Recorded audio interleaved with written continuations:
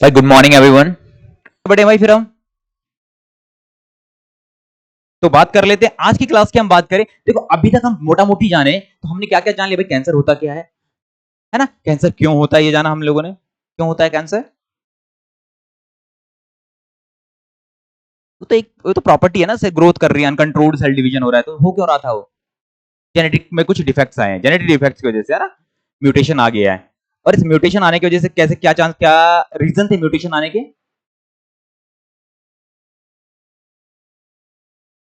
जोर से डीएनए की बेस पेयर में चेंज होना है तो म्यूटेशन है। क्यों होता था, क्या रीजंस थे कि जिसके वजह से आपका जो जीनोम है या जीन है वो सही से एक्सप्रेस नहीं कर पा रहे, सप्रेस हो रहा है या ओवर एक्सप्रेस हो रहा है। कुछ जाना था हम लोगों ने इस बारे में, कुछ एजेंट्स के बारे में बात करी थी, केमिकल फिजिकल।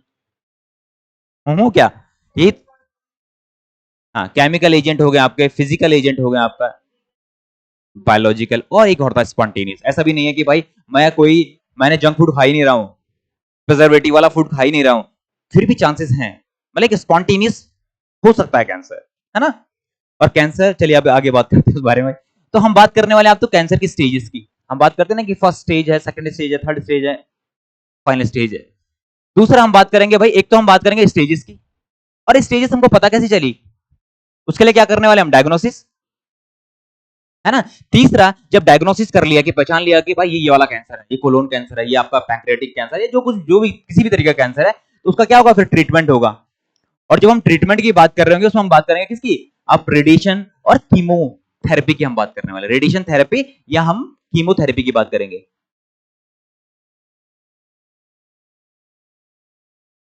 तीसरा, एक स्पेशल टाइप ऑफ थेरेपी है भाई, जिसमें हम लोग क्या करते हैं, ये सेल बेस्ड थेरेपी है, कार्टी सेल थेरेपी हम बात करते हैं।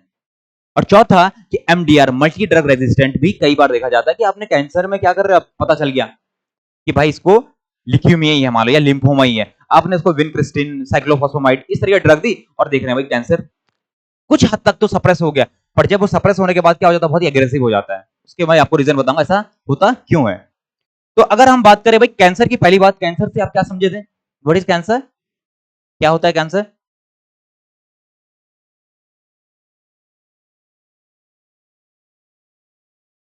डैमेज सेल, बहुत ही गलत है भाई। डैमेज कहां से हुई सेल, क्या हो,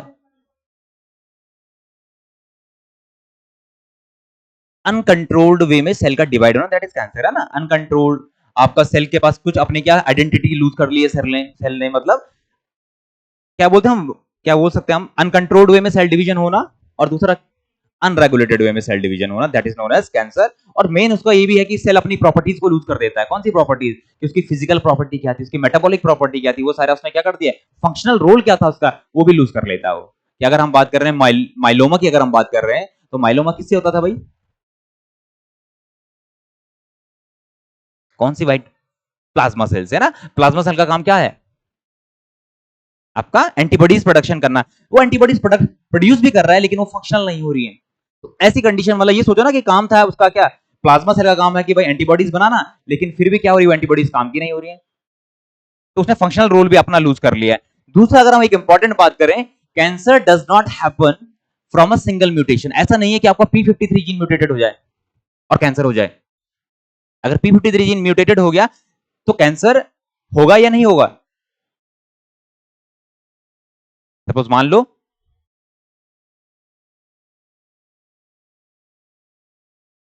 क्या नहीं हो,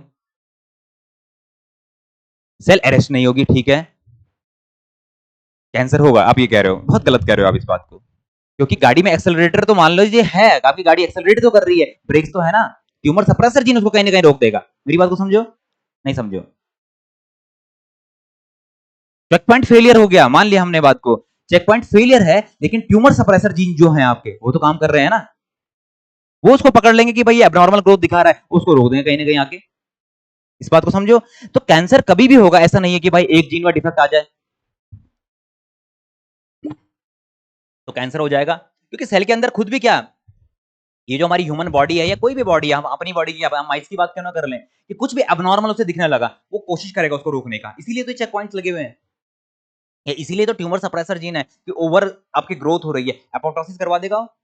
एपोप्टोसिस हो गई तो फर्दर उसका जो डिवीजन है वो डिवीजन रुक जाएगा। तो जब भी मैं बात करूं कि कैंसर है, तो कैंसर क्या है, one mutation may give a cell smaller advantage, उसको एडवांटेज तो उसने दे दिया कि चेक पॉइंट काम नहीं कर रहा है, लेकिन वो दूसरा कोई ना कोई, but it's not enough to make a cancer. ये इनफ नहीं होगा भाई कैंसर के लिए।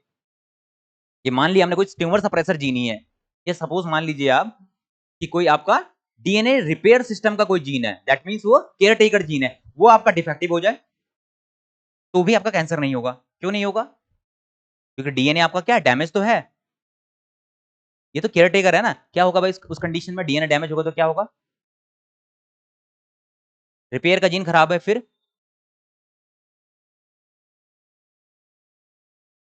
सपोज आपका डीएनए डैमेज हो चुका है किसी किसी भी तरीके से, आयनाइजेशन रेडिएशन के थ्रू हो गया, वो डैमेज हो गया, बट वो क्या होगा, डीएनए डैमेज है, रिपेयर सिस्टम काम नहीं कर रहा है, तो क्या होगा उस केस में?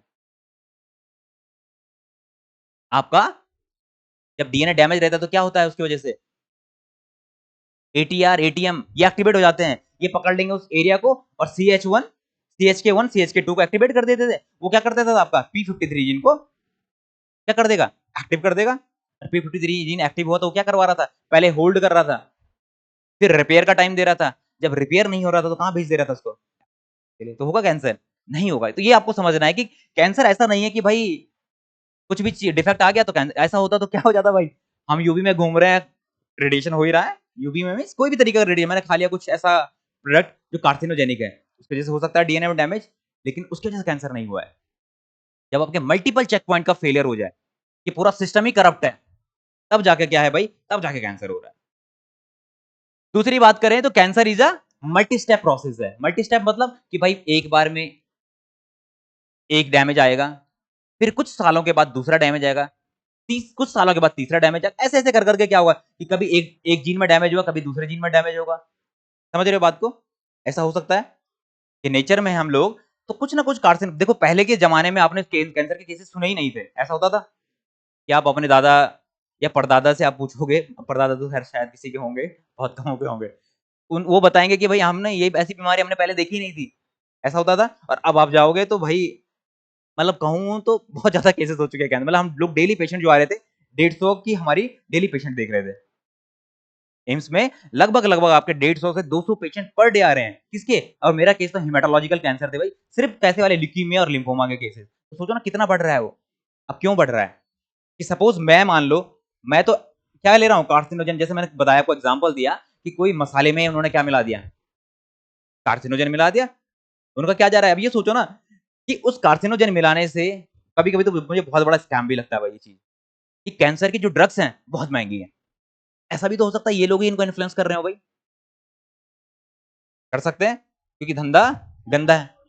हाँ हाँ हाँ, बोलो बोलो, बिल्कुल बिल्कुल।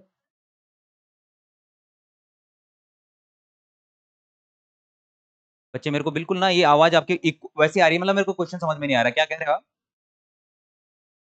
हाँ,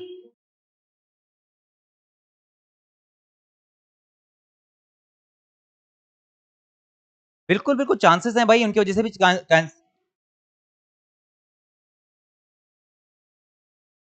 नहीं नहीं, ये देखो एक तो दवाइयां तो अलग चीज हो गई, दवाई मीन दवाई, वहां तो दवाई मतलब फर्टिलाइजर्स की हम बात कर सकते हैं, पेस्टिसाइड्स की हम बात कर सकते हैं ना, कि फर्टिल तो कोशिश अब नहीं नहीं नहीं, तो अब आप देख रहे हो ना कि जो आपके कौन सी जो डेवलप्ड कंट्रीज हैं वो क्या कह रही हैं अब, क्या कह रही हैं, ऑर्गेनिक, ऑर्गेनिक फार्मिंग में आ जाओ, क्योंकि अब वो चीज समझ चुके देखो यार, जो भी है ना ये हमारा जो डेवलप्ड कंट्रीज है, इन्होंने हमेशा से हमारा बेवकूफ बनाया है। किस तरीके से कि पहले इंडिया में, जब इंडिया था, इंडिया में हम लोग चाय वाय नहीं पीते थे, तो क्या करा इन्होंने कि ये मतलब आप, मतलब सुन के ही आप चौंक जाओगे, हैरानी हो जाओगे, इन्होंने सब्जेक्ट में डलवाया गया है कि चाय के 10 फायदे लिखिए। अब बच्चे के दिमाग में आप चाय के 10 फायदे, मतलब बचपन से स्टार्ट हो गया था ये लिखवाना कि चाय के 10 फायदे बताओ, अब आपको चाय के 10 फायदे अगर सुन लो आप, इससे ये होता है, इससे वो होता है, तो आप क्या करोगे भाई, ये तो बढ़िया चीज है। आपके पेरेंट्स बोले चाय मत पीना, चाय से काला हो जाएगा, वो तो ऐसे एग्जाम्पल देंगे, लेकिन चाय के बहुत नुकसान है, आप क्या करोगे भाई, चाय का ये फायदा, आप चाय पियोगे, ऐसा ही हुआ। फिर आए वो क्या चीज लेके कि भाई आप ये फर्टिलाइजर्स ऐड करो, ये पेस्टिसाइड ऐड करो, आपकी ईल्ड बढ़ जाएगी, क्रॉप ईल्ड बढ़ जाएगी, ऐसा सुना है आप लोगों ने? क्या हुआ? क्रॉप ईल्ड बढ़ी। वो ईल्ड कैसी हुई हम लोगों को पता है आज क्या दिक्कत आ गई है। दूसरा कि अब जेनेटिकली मॉडिफाइड प्लांट्स की बात चल रही है, जीएमओ, कौन कर रहा है ये? हम लोग नहीं कर रहे हैं उस काम पे, ये आ रही है बाहर से सारी तकनीकियां, एडवांसमेंट। अब उन तकनीकियों की वजह से क्या होगा कि जो फसल को टाइम लग रहा था 4 महीने में ग्रो होने में, वो कैसी हो रही है अब 2.5 महीने में, 2 महीने में। अब ये सोचो ना कि यार एक तो प्रोसेस है, उस प्रोसेस को कुछ टाइम लगता होगा, 1 सेल का 2 सेल, 2 का 4, 4 का 8 बनना, तो आपने स्पीड अप तो कहीं ना कहीं किया उसको। या आपने क्या कर दिया कि जो प्लांट की ग्रोथ थी, वो ग्रोथ अब प्लांट की हो नहीं रही है। आपने देखा ना कौन से वीट है वो अब इतने से वीट का पौधा रह गया, उसमें इतना बड़ा वो आ रहा है, क्या आ रहा है उसका जो फ्रूट है मान लीजिए, या जो उसके सीड्स है। अब क्या हो गया, वो डंठल इतना सा ही है और पेड़ इतना बड़ा हो गया। मतलब एक थ्योरी ये दी भी जा रही है कि जीएमओ जो जेनेटिकली मॉडिफाइड जो प्लांट्स हैं, उनकी जो पराली की बात हो रही है, पहले तो बढ़िया चाव से खाते थे भाई। कौन? जो गाय भैंस थी उनको खा रही थी ना, उसमें फीड कर रही थी बढ़िया करके, अब वो भी उनको नहीं खा रहे हैं। क्यों?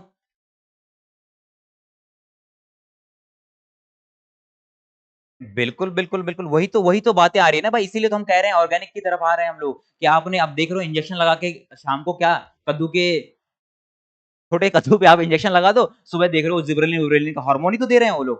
और हार्मोन इम्बैलेंस हो जाए एक बार बॉडी के अंदर, तो आप देखते हो ना एक ग्रोथ हार्मोन ही बदल जाए तो उसके चक्कर में क्या इम्पैक्ट आ रहा है। तो ये सारे भाई मतलब देखो घुमा फिरा के हमने पाषाण कौन सी पद्धति है, पाषाण काल में जाना है, पाषाण काल में जाना पड़ेगा अगर आपको बचना है इन सब चीजों से। क्योंकि छोटी छोटी अब यार आप खाना खाओगे, अब गेहूं ही मान लो, अब गेहूं है हमारे पास, आप घर में पिसवा के रख दो गेहूं को, क्या हो जाएगा? आप आप 50 किलो गेहूं लाके घर में पीस के रख दो, कीड़े पड़ गए, ये हो गया वो हो गया, खराब हो जाएगा कितने दिन में?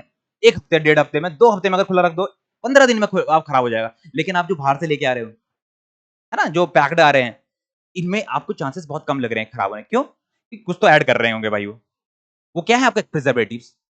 और प्रिजर्वेटिव में क्या होते हैं आपके, बेंजोइड वेंजोइड करके कुछ होते हैं, ये फिर इंपैक्ट करेगा आपके किस चीज को, ये भी आपका कार्सिनोजेनिक सब्सटेंस की तरह काम करने वाला है, आगे जाके ये कैंसर कॉज कर देगा। अब हाँ, हम कहाँ थे, हम वहां आ जाते हैं भाई। अब देखो बात क्या हो रही है कि मेरे में कुछ डैमेज हुआ, सपोज मेरे जीन्स में मान लो कोई जीन, कौन सा ट्यूमर सप्रेसर जीन क्या हो गया, डिफेक्टिव हो गया। अब जो मेरी अगली जनरेशन आएगी, मैं उनको पास ऑन करूंगा उस चीज को, फिर क्या ये अगली जनरेशन हो गई, या फिर बाय द टाइम धीरे धीरे धीरे करके, क्योंकि देखो स्पॉन्टेनियस का जो आपका जो स्पॉन्टेनियस म्यूटेशन की जब हम बात कर रहे थे, एक पार्ट स्पॉन्टेनियस में था, ये बहुत स्लो था, कि कई साल में जाके ये एक म्यूटेशन हो रहा था, उसको भी रिपेयर कर दिया जा रहा था। लेकिन क्या हो गया कि जैसे एंजाइम होते हैं, एंजाइम क्या करता है आपका, देखो अगर ग्लूकोज से ग्लूकोज 6 फॉस्फेट बन रहा है ना, तो आप उसको सिंपल भी रख दोगे तो भी बनेगा वो, भले उसको टाइम ज्यादा लगेगा। वही एंजाइम, एंजाइम का काम क्या होता है, व्हाट एंजाइम्स डू, बहुत माइकलिस माइकलिस मेंटेन इक्वेशन कर लिया आप लोगों ने, क्या करता है एंजाइम्स, रिएक्शन को फास्ट करने का काम करता है। तो दैट मीन्स जिस टाइम को शायद नेचुरल वे में हजारों साल लगते, उसने उसको कुछ मिनटों में करके दिखा दिया, ऐसा ही कुछ हुआ होगा। तो वही समझो आप, जो स्पॉन्टेनियस म्यूटेशन का प्रोसेस था वो होना था, बट उसको बहुत टाइम लगना था, कि मान लीजिए 10 साल में 20 साल में जाके एक म्यूटेशन होता। एक हाइपोथेटिकल कंडीशन कह रहा हूं, है ना।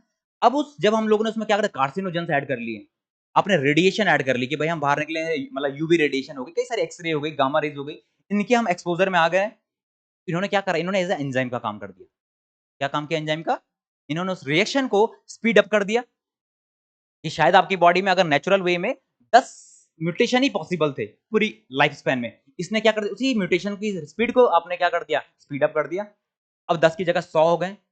अब जब 100 म्यूटेशन होंगे तो चांसेस भी तो ज्यादा हो गए ना, कि आपके जो क्रिटिकल जीन है, आपके कौन से क्रिटिकल जीन, ट्यूमर सप्रेशर या प्रोटोऑन्कोजीन में, उनमें चांस होने के ज्यादा तो हो गए। अगर सपोज 10 ही म्यूटेशन होते, तो 10 म्यूटेशन अब अलग अलग जगह हो रहे हैं, तो चांसेस कम थे उनको हिट करने का। कौन सा हिट, क्या था हिट मतलब, डबल हिट, सिंगल हिट हमने बात की थी कल। हिट मतलब कि उन जीन को, चाहे आपका वो ट्यूमर सप्रेसर जीन हो, चाहे आपके प्रोटोन को जीन हो, उसको इनएक्टिव करना, लॉस ऑफ फंक्शन या गेन ऑफ फंक्शन करवाने में चांसेस कम होते। अगर 10 बार, मतलब मैं आपको दूं, एक डांट दूं मैं आपको, 10 डांट दूं मैं आपको, इसको भाई दीवार पे मारना है, तो चांसेस है आपका एक आध लगे। अगर मैं 100 दूं आपको, तो चांसेस है ना, बढ़ गए हैं, परसेंटेज बढ़ जाएगा नहीं बढ़ेगा। तो वही फंडा यहां पर है कि हमने रिएक्शन को इतना फास्ट कर दिया है, बिकॉज ऑफ रेडिएशन। जितने भी वो फैक्टर्स थे, बायोलॉजिकल हो गए आपके, दूसरे कौन से थे, केमिकल हो गए आपके, और तीसरा आपका फिजिकल, लाइक रेडिएशन वगैरह, इन्होंने उस चीज को बढ़ा दिया। इन्होंने उसको बढ़ा दिया तो उसकी वजह से एक्यूमुलेशन होने लगता है, किस चीज का, म्यूटेशन का। और म्यूटेशन का एक्यूमुलेशन एक्यूमुलेशन होते ही, इसलिए आप देखोगे कि बहुत रेयर चांसेस हैं कि अर्ली स्टेज में, मतलब बच्चों में कैंसर हो। अब जेनेटिक तो अलग चीज है, जेनेटिक में तो नहीं जाएंगे हम, जेनेटिक तो आपके मतलब पेरेंट्स ने ही दे दिया बच्चे को। लेकिन नेचुरली अगर हम बात करें तो उनमें कैंसर होने के चांसेस कम है। क्यों? एक्यूमुलेशन नहीं हो, एक्यूमुलेशन का टाइम नहीं मिलेगा, इस म्यूटेशन को एक्यूमुलेट होना है। क्योंकि अभी हमने जाना है क्या, कि cancer is not the result of single mutation, एक म्यूटेशन का रिजल्ट है नहीं वो। तो बाय द टाइम क्या होगा, एज के साथ साथ में जैसे आदमी बूढ़ा होगा, आपने देखा बूढ़ों में क्या हो जाती है कि गांठें बन गई हैं, लंप्स की मेरे पेट से इतना बड़ा ट्यूमर निकाला गया है, होता ना, आपने ये बूढ़ों में सुना होगा। यंग में कम है, लेकिन अब केसेस ज्यादा होने लगे। क्यों? क्योंकि अब एक्सपोजर हमारा बहुत ज्यादा बढ़ गया। किसके लिए? कार्सिनोजेंस के। क्लियर है भाई? क्योंकि आप कुछ भी खाओ यार, बच ही नहीं सकते हो आप, क्योंकि अब मुनाफाखोरी चल रही है कि कैसे फायदा हो अपना। कंपनीज, बड़ी बड़ी कंपनी, आप देखो ना, रामदेव, पूरे इंडिया में तो क्या चल रहा है कि भाई हम प्रसाद ही खा रहे हैं, चाहे उसका कुछ भी लो आप। लेकिन अब जब ये एक्सपोर्ट करता है सामान को, आधा से ज्यादा चीजें फेल हो जाती हैं। क्यों? क्योंकि उनको क्वालिटी स्टैंडर्ड मेंटेन नहीं हो रहा है। कई सारे में क्या प्रिजर्वेटिव्स ऐड किए हुए हैं। तो प्रिजर्वेटिव्स हैं क्या है? एक तरीके से ये क्या है, इनमें से मैक्सिमम जो कंपोनेंट है वो कार्सिनोजेनिक कंपोनेंट। समझ रहे हो भाई बात को? आ जाइए फिर आगे। तो इसका मतलब हम आज इससे क्या समझे हैं कि पैक्ड फूड से बचो, कोशिश करो खुद बनाने का, खुद खाने का, क्योंकि भाई कैंसर बहुत ही कैसी बीमारी है, बहुत बेकार बीमारी है। अब बात करते हैं भाई टाइप्स ऑफ जीन्स की। हमने बात कर दी थी कि ऑन्कोजीन्स हो गए, ट्यूमर सप्रेसर जीन्स हो गए, डीएनए रिपेयर जीन हो गए। ये सारे क्या करते हैं, इन्हीं में अगर म्यूटेशन आ जाए तो क्या हो जाता है, कैंसर हो जाता है। तीसरा, स्टेप वाइज की बात करें तो आपका पहले इनिशिएशन होगा, फर्स्ट म्यूटेशन, एक म्यूटेशन हुआ। दूसरा आपका प्रमोशन होगा, more mutation accumulates and growth control weakness. अब ये क्या कर रहा है कि एक हुआ, जैसे हम बात करें कोई ट्यूमर सप्रेसर जीन में आ गया, लेकिन वहां पर कौन काम कर रहा था, कोई दूसरा उसको रोकने का काम कर देगा। फिर उसके बाद क्या आ गया, दूसरे में आ गया क्या, आपके जो प्रोटोऑन्कोजीन्स है उसमें म्यूटेशन आ जाए तो क्या हो जाएगा, एक्यूमुलेशन हो रहा है ना धीरे धीरे, कि पहले एक दिन में सपोज P53 म्यूटेटेड हो गया, दूसरा आपका क्या P10 म्यूटेटेड हो जाए, ऐसे से करके आपके ट्यूमर सप्रेसर आपके, और दूसरे कौन से वाले, आपके प्रोटोऑन्कोजीन अगर आपके म्यूटेटेड होते रहेंगे तो एक्यूमुलेशन होगा, that is known as promotion कह सकते हैं हम उसको। तीसरा हो जाएगा प्रोग्रेशन, कि सेल्स बिकम मैलिग्नेंट, इन्वेजिव हो जाएगी, कि आप सेल क्या करने लगेगी, आप सेल एकदम मैलिग्नेंट हो जाएगी। और मैलिग्नेंसी मतलब, हाँ, सेल स्प्रेड हो जाएगी, कि उसके जो कैडहेरेंस रहे मॉलिक्यूल हैं, कैम्स मॉलिक्यूल जो थे, उनका क्या हो जाएगा, नॉन फंक्शनल हो चुके हैं, जिसकी वजह से अब ये सेल क्या करेगी, माइग्रेट कर जाएगी कहीं और। कोई भी रीजन हो सकता है। मैंने कल लास्ट टाइम आपको बताया था ना कि आपकी जब बायोप्सी हो रही होती है, उस बायोप्सी में अगर एक सेल छूट जाए, ये एक सेल छूट जाए, कोई पार्ट छूट, अगर सही से कोई सर्जन अगर बढ़िया नहीं है, तो वो भी एक चांस बन सकता है कि वहां से एक पीस या उसका टुकड़ा निकल के कहीं और स्टिक कर जाए और वहां पर सेकेंडरी ट्यूमर क्रिएट कर दे। तो ये है भाई, एक हम इसका एग्जांपल देख ले कि आपका एडेनोमेटोफिस पॉलिप्स कोलाई का आपका कोलोन कैंसर में इसका देखते हैं हम क्या, एक इसका मतलब काफी बहुत बेहतरीन एग्जांपल है ये। किस चीज का? इसमें बहुत आपकी स्टडी भी हुई है इस तरीके से आपका। अच्छा, ये आपका पहले तो क्वेश्चन हो रह गया था भाई। देखो यार, बात करें एपीसी की, अगर मैं बात करूं, एपीसी के आप रोल की बात कर रहे हो ना, एपीसी का रोल वैसे हम देखेंगे कहां पर, जब हमने वेंट सिग्नलिंग पाथवे देखा था, तो वहां पे बहुत ही बेहतरीन रोल था क्या, एक डिस्ट्रक्शन कॉम्प्लेक्स बनता था, मैं उसका नाम याद नहीं आ रहा मुझे सारे प्रोटीन का, एक आपका एपीसी था, एक आपका GSK3 था, GSK था, और आपका CHK1 ही था आई थिंक, देखना यार क्या था वो, CHK CK1, एक आपका CK1 और एक और था यार, क्या नाम था, एक बार इसको चेक कर लेना, जहां तक मुझे ध्यान आ रहा है। एक आप अनकंट्रोल्ड में, हाँ, एक और था आपका एक्सिन। तो ये सारे मिलके क्या कर रहे थे, ये कॉम्प्लेक्स बनाते थे, एक डिस्ट्रक्शन कॉम्प्लेक्स।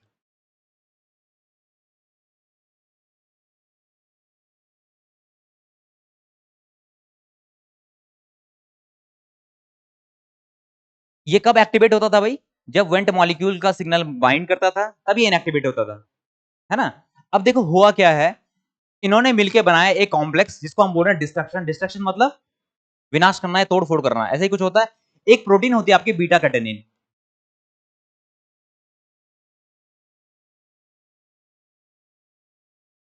अब ये डिस्ट्रक्शन कॉम्प्लेक्स क्या करता था, इसको पकड़ के इसको में फॉस्फोराइलेशन करवा देता था,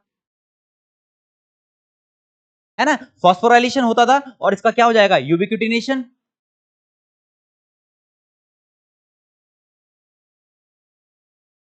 यूबिक्यूटिनेशन हुआ, और इसका यूबिक्यूटिनेशन के बाद डिग्रेडेशन हो जाता था।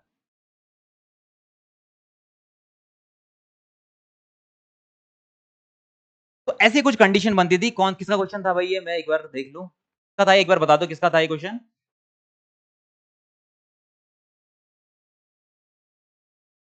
ये क्वेश्चन था आपका दिव्या का था, हाँ ठीक है। दिव्या देखो क्या हो रहा है कहानी कि ये जो आपका एपीसी, सीके1, जीएसके और एक्सिन मिलके क्या बनाते हैं, डिस्ट्रक्शन कॉम्प्लेक्स का फॉर्मेशन कर रहे थे। कब?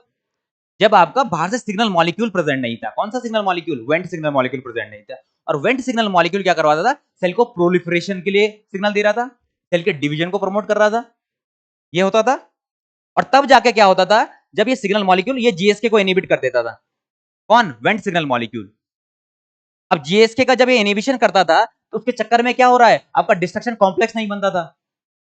अब सपोज मान लीजिए कि इसका कोई भी कंपोनेंट अगर फंक्शनल नहीं है, किसका? इस डिस्ट्रक्शन कॉम्प्लेक्स का कोई भी आपका क्या कहें हम, कोई भी कॉम्प्लेक्स या कोई भी प्रोटीन अगर इनएक्टिव है तो ये कॉम्प्लेक्स नहीं बनेगा।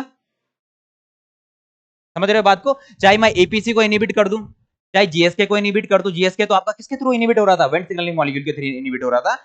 अगर मैं इसको किसी भी कंपोनेंट को क्या कर दूं, इनएक्टिवेट कर दूं, तो आपका डिस्ट्रक्शन कॉम्प्लेक्स नहीं बनेगा। अब डिस्ट्रक्शन कॉम्प्लेक्स नहीं बनेगा तो ये फॉस्फोराइलेट नहीं कर पाएगा बीटा कैटेनिन को। इसका क्या नहीं होगा? इसका फॉस्फोराइलेशन नहीं होगा, इसका फॉस्फोराइलेशन नहीं होगा, इसका यूबिक्विटिनेशन नहीं होगा, इसका यूबिक्विटिनेशन नहीं होगा तो इसका डिग्रेडेशन नहीं होगा, और इसका डिग्रेडेशन नहीं होगा तो क्या होगा, आपका बीटा कैटेनिन सर्वाइव कर जाएगा, बीटा कैटेनिन एक्यूमुलेट कर जाएगा साइटोप्लाज्म में, और ये फिर ये साइटोप्लाज्म से क्या कर जाएगा, ये मूव करेगा किसमें? न्यूक्लियस में। और न्यूक्लियस में मूव करने के बाद क्या करेगा, ये उन जीन का एक्सप्रेशन करवाएगा जो जीन किसके लिए रिस्पॉन्सिबल है, आपकी ग्रोथ के लिए रिस्पॉन्सिबल है या सेल के प्रोलिफरेशन के लिए रिस्पॉन्सिबल है। समझो भाई बात को?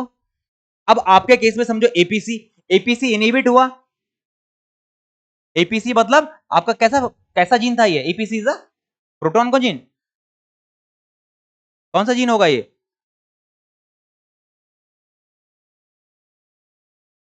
एपीसी क्या होगा? क्या होगा भाई मुस्कान, दिव्या क्या होगा एपीसी?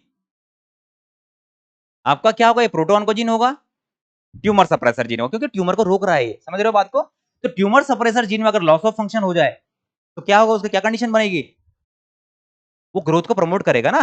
अब ये ग्रोथ को रोकने का काम तो कर रहा था, ये एपीसी मिलके एक डिस्ट्रक्शन कॉम्प्लेक्स बना रहा था, आपका ये बीटा कैटेनिन को रोक रहा था, और बीटा कैटेनिन की वजह से आगे सेल के जीन एक्सप्रेस नहीं हो पा रहे थे। इसमें लॉस ऑफ फंक्शन हुआ, डिस्ट्रक्शन कॉम्प्लेक्स नहीं बनेगा।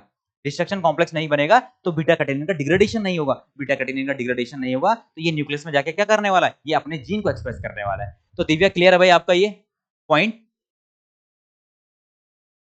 तस्नीम और मुस्कान का आंसर ट्यूमर सप्रेसर, बहुत बढ़िया। तो अभी क्लियर है ये? हाँ जी क्लियर है, चलो बहुत बढ़िया। अब आप समझिए कहानी को क्या हो रही। अब हम इसी एपीसी की बात करेंगे। एपीसी का म्यूटेशन की वजह से आप देखो कि कोलोन कैंसर कैसे इनिशिएट होता है। कोलोन समझते हो?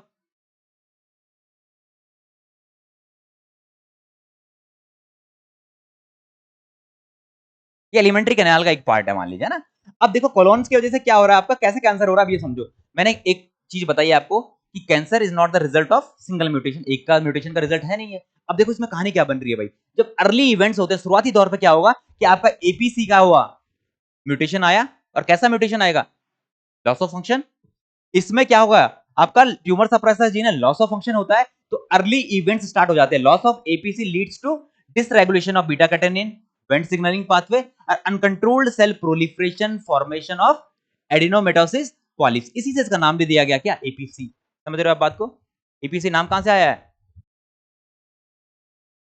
एपीसी नाम आया है किसकी वजह से, क्योंकि पॉलिप्स का फॉर्मेशन कर रहा है। पॉलिप्स क्या है, कुछ ऐसी आउटग्रोथ निकलना, उसको हम पॉलिप्स बोलते हैं, है ना। क्या बोल कैसे बोलेंगे, अब नॉर्मल आउटग्रोथ की अगर हम बात करें कि आपकी कैसी है, एंडोथीलियल सेल है, उन्होंने सिंपल से ऐसा फ्लैट सा होना था, लेकिन वहां पर आपको कुछ क्या दिख रहे हैं, कुछ ट्यूमर्स है, ट्यूमर्स भी बोले या आउटग्रोथ बात करें, अब नॉर्मल है, जो नॉर्मल नहीं, अब normal outgrowth, that is known as polyps.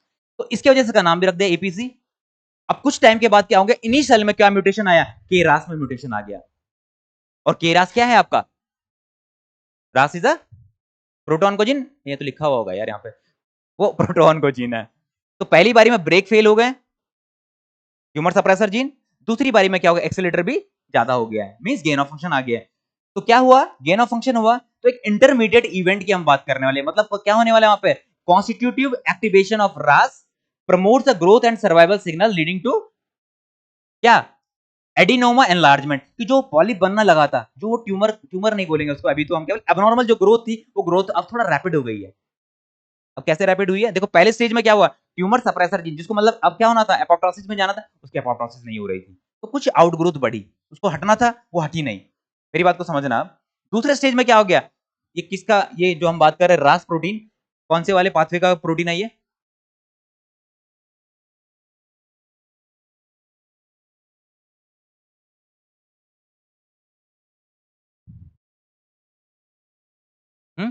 Pathway pathway map kinase के, है ना? कौन सा पाथवे से ओरिजिनल अगर हम बात करें, रिसेप्टर कौन सा होगा?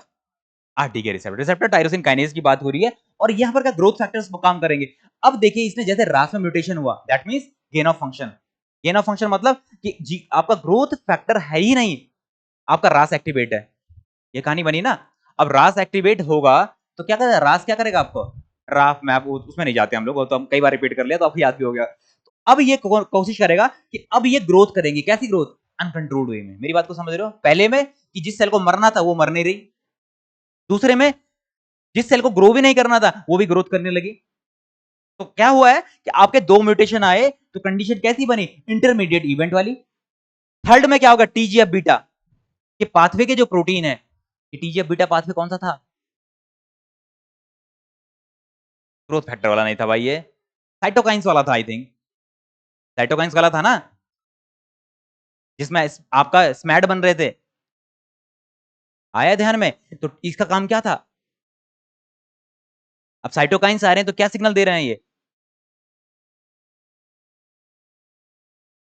यही तो देंगे ना कि ग्रोथ को इनिबिट किया जाए, ये ग्रोथ इनिबिशन के सिग्नल देते थे। अब यहां पर इसमें भी क्या हो गया, ये आपका ट्यूमर सप्रेसर हो गया, इसमें भी लॉस ऑफ फंक्शन आ गया। तो लेटर इवेंट मतलब समझ रहे हो कहानी, स्टोरी समझने की कोशिश करो आप, कि पहली बारी में कि जिस सेल को मरना था वो मरना बंद, क्यों मरना बंद, क्योंकि आपका एपीसी क्या है, आपका लॉस ऑफ फंक्शन हो गया। दूसरा कि जिस सेल को अब क्या नहीं, ग्रो नहीं करना था, कोई ग्रोथ फैक्टर है नहीं वहां पर, फिर भी ग्रो कर रही है, क्यों, क्योंकि आपकी रास प्रोटीन आपकी एक्टिवेट हो गई है। मेरी बात को समझना है ना। तीसरा कि अब फिर भी एबनॉर्मल ग्रोथ होने लगी, तो क्या होगा, साइटोकाइंस वगैरह रिलीज हुए, कुछ फैक्टर्स ऐसे आए कि भाई ये एबनॉर्मल ग्रोथ हो रही है, इसको रोका जाए, यहां पर इसका भी फेलियर हो जाए, समझ रहे हो ना। तीसरा क्या है कि जो चौकीदारी कर रहा था वो चौकीदारी भी फेल हो गई। तो आपका ये अब क्या होगा कि बाहर से सिग्नल आ रहे हैं, साइटोकाइंस आ रहे हैं, पर लेकिन आपका रिसेप्टर जो है आपका कौन सा, स्मैड जो प्रोटीन है, स्मैड का डाइमराइजेशन होकर न्यूक्लियस में जाते थे, वो कुछ करते थे वहां पर, जीन का एक्सप्रेशन करवाते, किन के जीन का, अपोप्टिक जीन का वो एक्सप्रेशन करवा रहे थे, वो होगा नहीं। अब क्या होगा, इसकी वजह से भी क्या हो जाएगा, ये लेटर स्टेज आ गई। एक और स्टेप अब आ गया जो P53। P53 में क्या है, अब वो ये भी नहीं देख रहा है, पहले में जिसको मरना है वो नहीं मर रहा है, दूसरे में ग्रोथ एबनॉर्मल हो गई, तीसरे में कि वो बाहर से सिग्नल आ रहे हैं कैसे कि भाई इसको रोको, ये एबनॉर्मल है, वो भी फेल हो गया। चौथे में अब वो ये भी नहीं देख रहा कि भाई हमारा डीएनए इंटैक्ट है या नहीं है, डीएनए में रेप्लिकेशन सही हुआ कि नहीं हुआ है। तो ये जब ऐसी कंडीशन बनती है, इसका रिजल्ट आपका क्या क्या, कोलोन कैंसर या कोई भी कैंसर मान लो।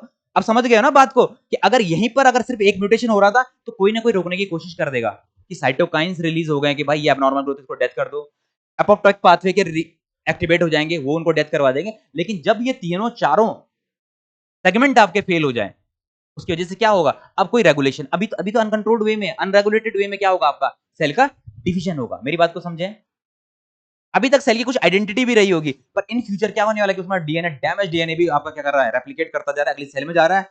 अब उसने फंक्शनल लॉस भी कर दिया, स्ट्रक्चर लॉस ही कर दिया, क्योंकि आपका डीएनए क्या है, क्योंकि एक सेल वो सेल है किसकी वजह से,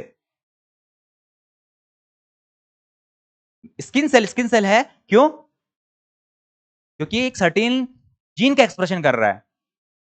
समझ रहे हो बात को। किडनी सेल क्यों है, नेफ्रॉन को हम नेफ्रॉन क्यों कह रहे हैं भाई, सारे जीन है उसके पास, लेकिन क्यों कह रहे हैं हम नेफ्रॉन, क्योंकि उससे रिलेटेड जीन का एक्सप्रेशन हो रहा है। समझ गए बात को। अब आपका डीएनए प्रॉपर नहीं है तो क्या वो रेप्लिकेट कर, वो ट्रांसक्रिप्शन ट्रांसलेशन पॉसिबल है, सही से नहीं होगी। तो ये धीरे धीरे अपना लॉस ऑफ फंक्शन, आपका मेटाबॉलिक रेट, मतलब मेटाबॉलिज्म जो है वो भी आपका ये क्या कर देता है, आपका लूज कर देता है। जो आपका नॉर्मल फंक्शन था वो फंक्शनल रोल खत्म, आइडेंटिटी खत्म। अब वो सिर्फ क्या बना रहा है, अब वो सिर्फ एक मास ऑफ सेल बना रहा है, एक लंप का फॉर्मेशन कर रहा है। मेरी बात को समझो, यहाँ पर कोई कंफ्यूजन हो तो बताओ भाई, ऑनलाइन में आप लोग बताइए भाई, क्लियर है चीजें।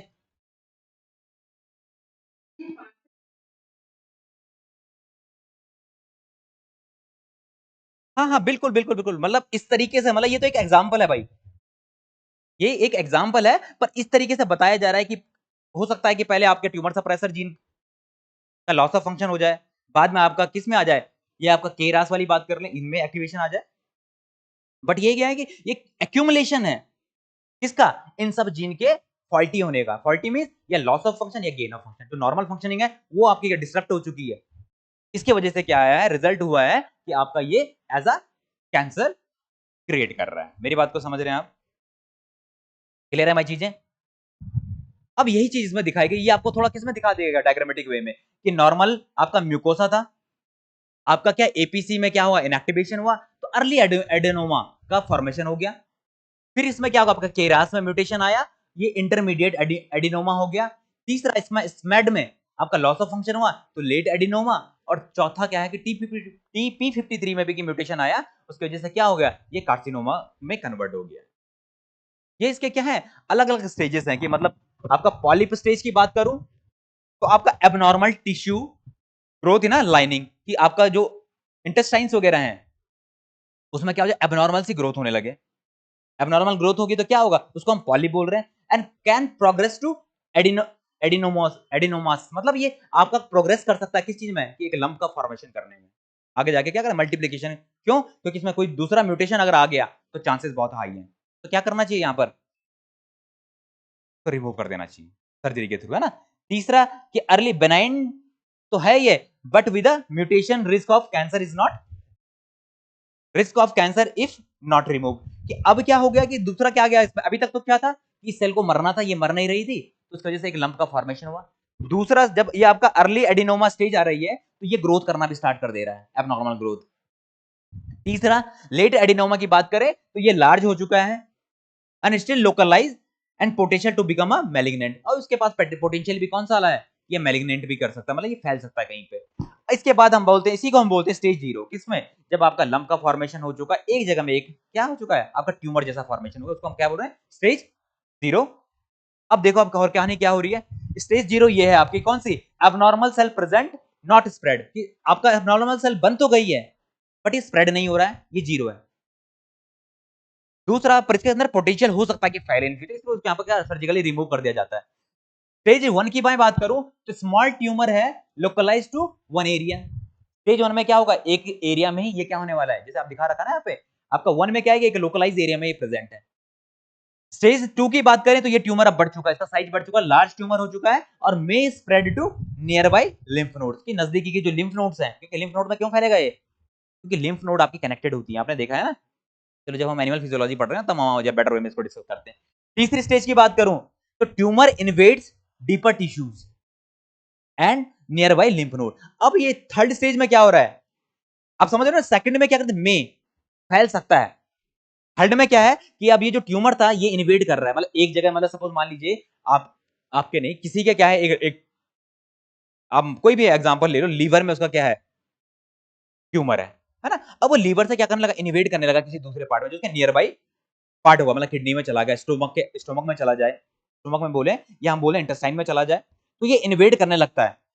चौथा, ये क्या करता है, कैंसर हैज अ मेटास्टेटाइज्ड, और इसी को बोलते हैं हम क्या चीज, मैलिग्नेंसी। अब आप समझिए, आप समझ रहे हो, इनिशिएट क्या, जीरो जीरो लेवल समझो आप, इस सेल ने क्या कर दिया, धीरे धीरे वो गेन कर लिए हैं कौन सी प्रॉपर्टीज, जो हमने 4 म्यूटेशन की बात करी। उसके बाद क्या होगा कि वो छोटा ही है, अभी स्मॉल है, एक लोकलाइज है, तो हमने बोला स्टेज 1, 0 नहीं 1। स्टेज 2 में क्या हो रहा है कि वो उसका साइज बढ़ने लगा।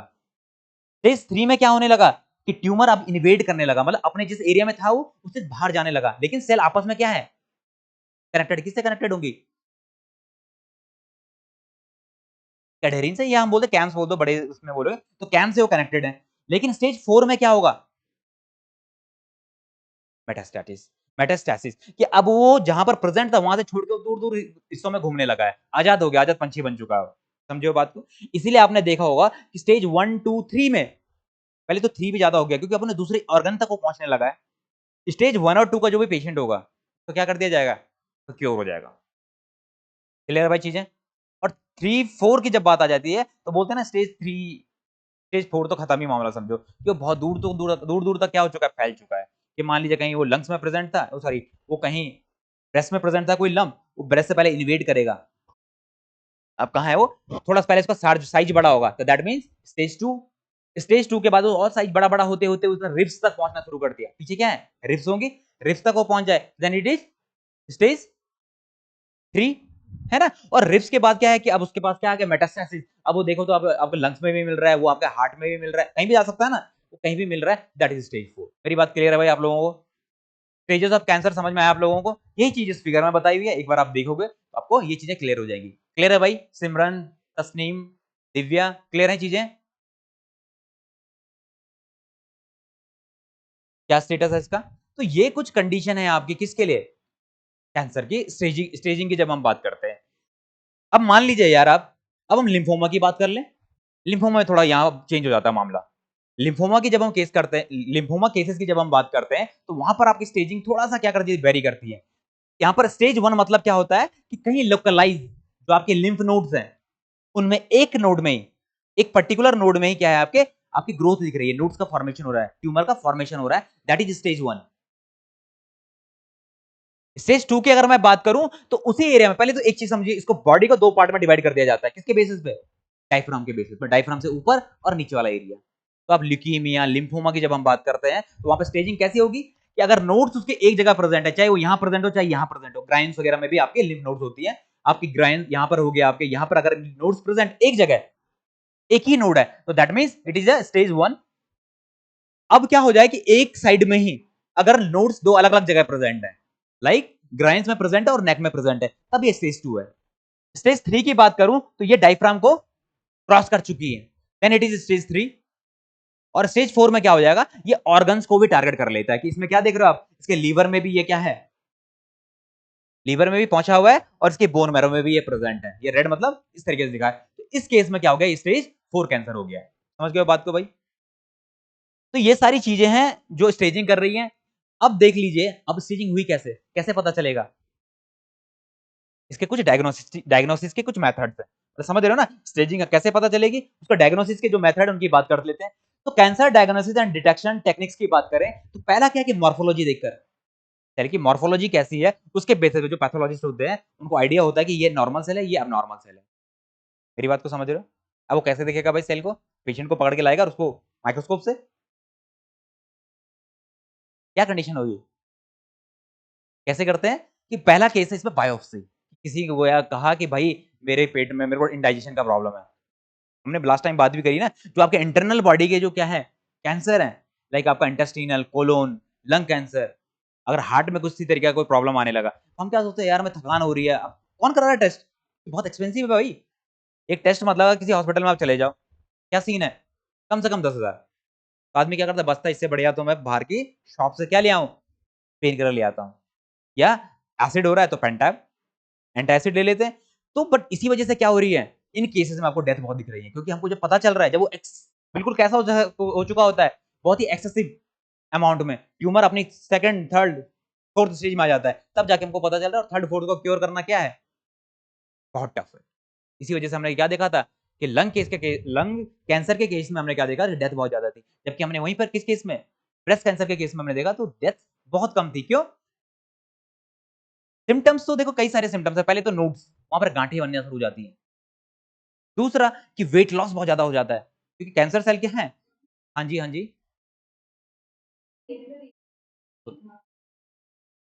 हम्म।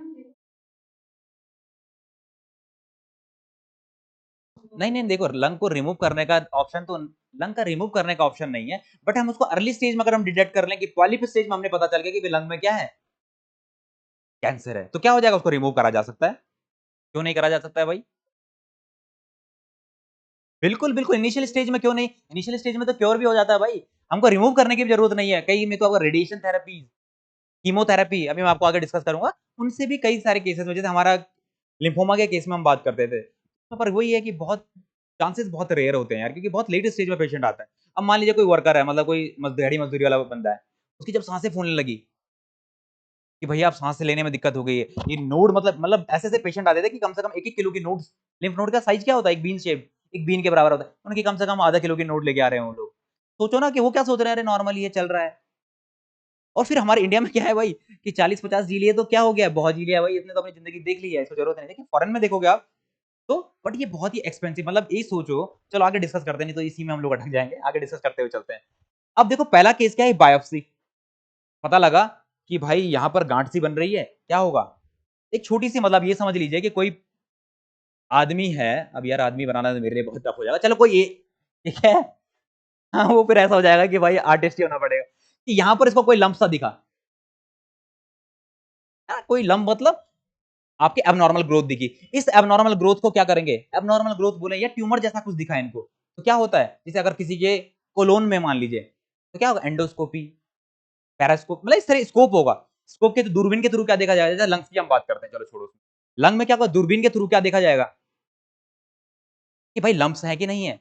वो दूरबीन कैसी होती है, एंडोस्कोप कैसे होते हैं, एक छोटा सा पाइप होता है, वो पाइप को लंग में भेजा जाएगा, लंग में स्टोमक में कहीं अल्सर हो रहा है, उसको लंग में डाला जाएगा, और लंग में मान लीजिए लंग के इस कोने में कुछ लंप सा दिखा, लंप मतलब समझ रहे हैं ना, आप लंप से कोरिलेट कर पा रहे हो, लंप मतलब कुछ एबनॉर्मल ग्रोथ दिखी, तो क्या करेगा, इसका एक छोटा सा पार्ट लेगा, इसका छोटा सा पार्ट लिया, उसको बाहर ले आएगा, कैसे, उसी एंडोस्कोप में क्या होती है, चिमटी सी लगी होती है, फॉर्सेप टाइप, उसे एक प्रिक कर लेगा, उसको लेके आ गया बाहर, ये बाहर आ गया आपके पास क्या, उसका टिश्यू, ऐसे ही होता है, ये टिश्यू बाहर आएगा, अब टिश्यू का क्या होगा, इसकी प्रोसेसिंग होती है भाई,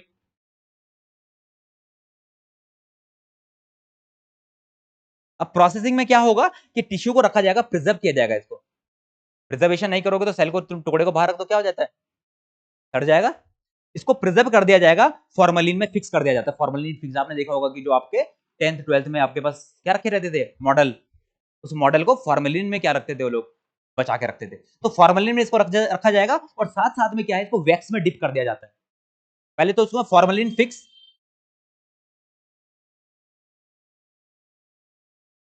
फॉर्मेलिन में इसको फिक्स कर दिया जाएगा, और दूसरा इसका क्या कर दिया जाएगा कि वैक्स में इसको रखा जाएगा, और वैक्स के बाद क्या बनेगा इसका, ये आपका टिश्यू, ये आपका,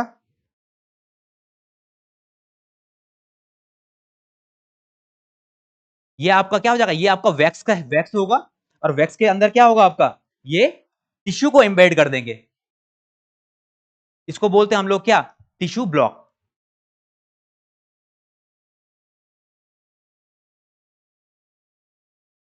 टिश्यू ब्लॉक, समझ रहे हो बात को, टिश्यू ब्लॉक क्यों बनाया हम लोगों ने, ताकि इसकी क्या आ जाए कि, अब मतलब ऐसा तो नहीं ना, स्लाइड को कैसे, स्लाइड जब हम बनाए, देखें ऑब्जर्वेशन करना है, किसमें करेंगे हम इसको, स्लाइड्स में, स्लाइड में ऐसा तो नहीं ना मैं टुकड़े रख दूं और फिर देखने लगूं तो कुछ दिखेगा नहीं, तो थिन स्लाइड्स, 11 12 वाली फिर बात आ जाते हैं कि 12वीं बारी में क्या करते थे, कि अगर हम स्लाइड्स बनाते थे, आप लोग बनाई होंगे आप लोगों ने भी, कैसे प्रिपेयर करते थे, हाँ, परमानेंट स्लाइड्स, परमानेंट बोला आपने, हाँ परमानेंट हो सकती है, पर स्लाइड कैसे, जैसे किस चीज की स्लाइड बनाई आपने, परमानेंट तो बहुत दूर की बात हुई, स्लाइड्स बनाई होंगे आपने, स्लाइड किस चीज की स्लाइड बनाएंगे आपने, हाँ तो कर दिया था भाई, अब याद नहीं आ रहा है, देखो स्लाइड्स हम लोग बनाते थे, ओनियन की हम देखते थे, सेल देखना हमें होता था, याद है कुछ, या हम स्टेम सेल देखते थे, तो क्या करते थे, तो मास्टर क्या करता था कि बहुत इसको बारीक से थिन स्लाइस करो, उसको जितना थिन करोगे उतना अच्छी आपकी सेल दिखेंगे, ऐसा होता था, तो यहाँ पर भी अगर मैं इस टिश्यू को काटने लगूं तो टिश्यू की थिन स्लाइडिंग नहीं हो पाएगी, एक मशीन आती है जिसको हमें सेक्शनिंग बोलते हैं, टिश्यू सेक्शनिंग मशीन आती है, वो क्या करेगी, इसको छोटे छोटे छोटे छोटे छोटे ऐसे पार्ट्स में क्या करेगी, कट कर देगी, अरे पतले से कट करेगी वो, फिर हम एक पीस लेते हैं इसका, उस पीस को लेके क्या हो जाएगा, फिर उसका जो पैराफिल्म है, वैक्स है, उसको रिमूव कर दिया जाएगा, रिमूव करने के बाद क्या होगा आपका, आपके स्लाइड के ऊपर क्या आ जाएगा, ये टिश्यू आ जाएगा, अब टिश्यू आ जाएगा तो क्या कर पाएंगे हम, इसको देख पाएंगे, मेरी बात को समझ रहे हो, नहीं समझ रहे हो भाई, समझ पा रहे हो, कनेक्ट कर पा रहे हो ना चीजों को, हम माइक्रोटोमी, माइक्रोटोमी कर लेते हैं, या टिश्यू सेक्शनिंग में हमसे बोलते हैं, तो माइक्रोटोमी के थ्रू क्या कर दिए जाएंगे, ये स्लाइड्स बना दी जाएंगी, बहुत छोटी छोटी फाइन स्लाइड्स, अब इस स्लाइड्स में क्या होगा, एक तो वैक्स होगा, जब मैं इसको कट करूंगा, ट्रांसवर्स या सेक्शनिंग करते थे ना, इसकी अगर मैं सेक्शनिंग करूं तो उस टिश्यू में क्या, उस थिन उसमें क्या आएगा, एक तो उसमें वैक्स होगा, एक वैक्स के अंदर एम्बेडेड है, और दूसरा आपका टिश्यू होगा, वैक्स को तो रिमूव कर दिया जाता है, वैक्स को रिमूव करने के बाद अब बचेगा सिर्फ टिश्यू, टिश्यू आपके किसके ऊपर, स्लाइड के ऊपर, अब उसको देख के बताया जा सकता है, मतलब हम तो नहीं बता पाएंगे, पर पैथोलॉजिस्ट जिसकी ट्रेनिंग इस तरीके से हुई है, वो उसको बता पाएगा कि ये नॉर्मल सेल है या एबनॉर्मल सेल, समझ गए बात को, तो ये इस तरीके से आपका बायोप्सी काम करता है भाई, और सस्पेक्टेड टिश्यू स्टेनिंग होती है, और एग्जामिनिंग अंडर माइक्रोस्कोप, माइक्रोस्कोप के अंडर में इसको देखा जाएगा, नॉर्मल है, अब नॉर्मल है, इससे पता चल जाए। अब समझ रहे हो ना कि ये पॉलिप जो उसको दिखा, ये आउटग्रोथ दिखी, ये नॉर्मल है या कैंसरस है, इसको कैसे पता चल रहा है? इसके थ्रू। दूसरा इसमें क्या हो जाता है कि आप इसको एंटीबॉडीज से, ए बी लिख देता हूं मैं, एंटीबॉडीज आप इसको स्टेनिंग कर लो। एंटीबॉडीज क्या करती हैं? एंटीबॉडीज आर मोस्ट स्पेसिफिक, कि आप सेल के ऊपर कोई मार्कर है, मान लीजिए CD44 की हम बात कर लें, CD45 की हम बात कर लें, these are stem cell marker ही है CD45।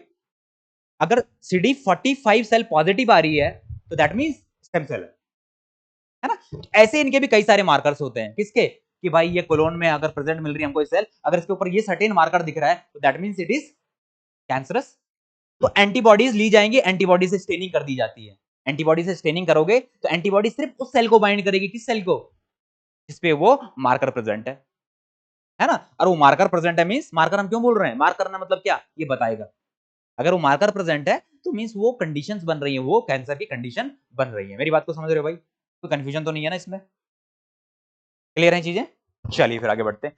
तो ये आपका हिस्टोपैथोलॉजिकल स्टडी में आपका ये काउंट हो जाएगा। हिस्टो मींस हिस्टोपैथोलॉजी मतलब आपका टिश्यूज का स्टडी करना। इसके ये क्या करता है, आपका कंफर्म्स कर देगा और प्रेजेंस ऑफ कैंसर की बात बताएगा, और determine the type and grade of a tumour, और तीसरा ये गाइड करेगा आपका ट्रीटमेंट ऑप्शंस। क्योंकि जब आपको पता चलेगा बीमारी क्या है, तभी आप उसका उपचार या इलाज आप स्टार्ट कर सकते हैं।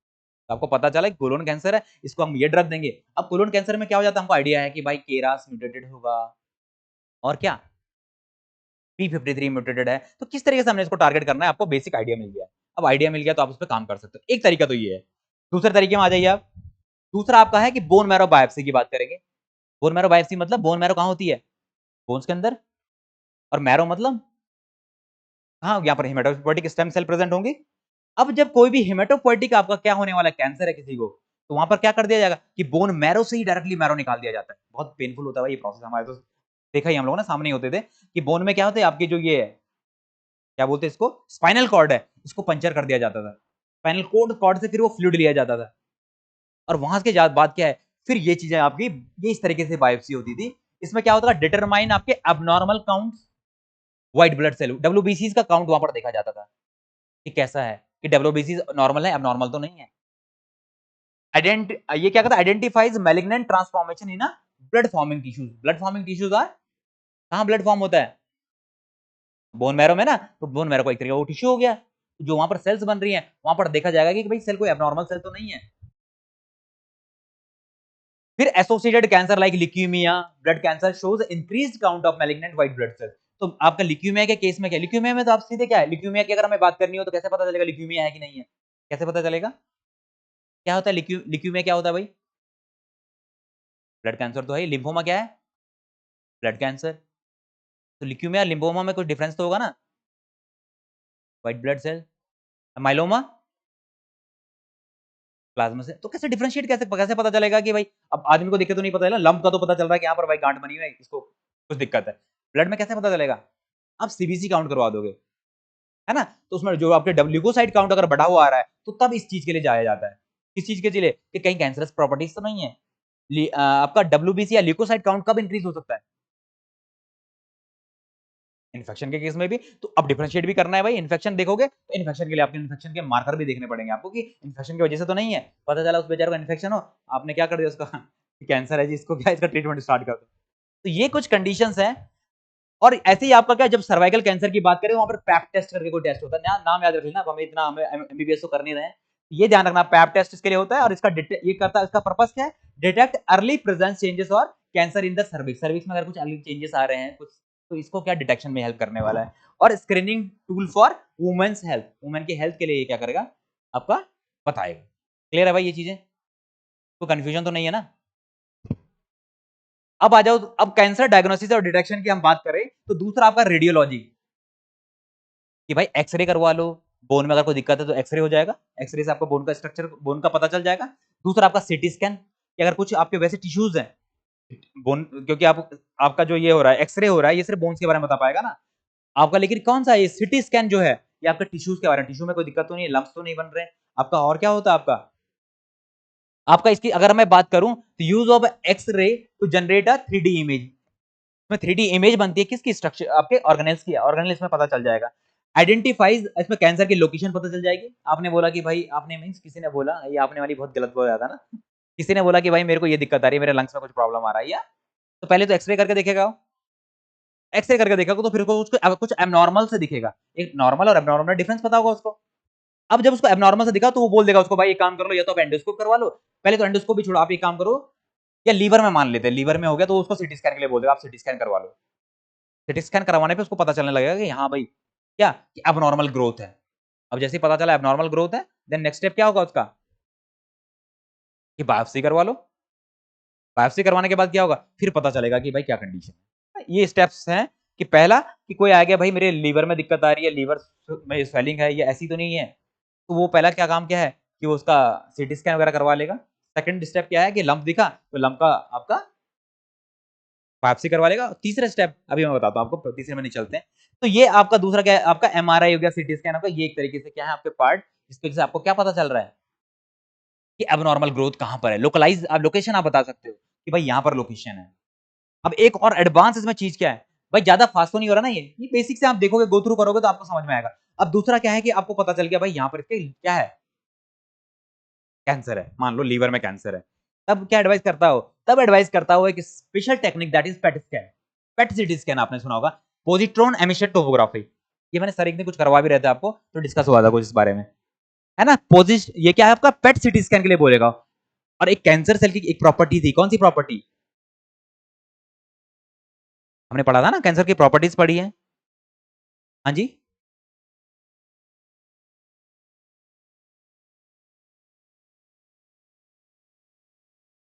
हाँ मेटास्टेसिस कहीं भी फाउंड है, वो मैं समझ रहा हूँ आपकी बात को, लेकिन आपको मैं पूछ रहा हूँ कि एक हमने कैंसर सेल की प्रॉपर्टीज देखी थी, एक कुछ प्रॉपर्टी थी वो, क्या प्रॉपर्टी थी वो, कुछ याद है आपको, वाहबर्ग इफेक्ट, है ना। तो उसमें क्या था, वो ग्लूकोज को ही प्रेफर कर रहा है कि हाई ग्लूकोज कंसंट्रेशन क्या हो, आपके क्या कर देगा, ग्लूकोज को अपटेक कर लेता है वो। अब देखो इसमें क्या होता है इस केस में, कि जितना आपका जो आपका इसका प्रिंसिपल किस पे काम कर रहा है, nuclear imaging techniques that uses a positron emitting आपका रेडियो न्यूक्लियोटाइड्स में होते हैं।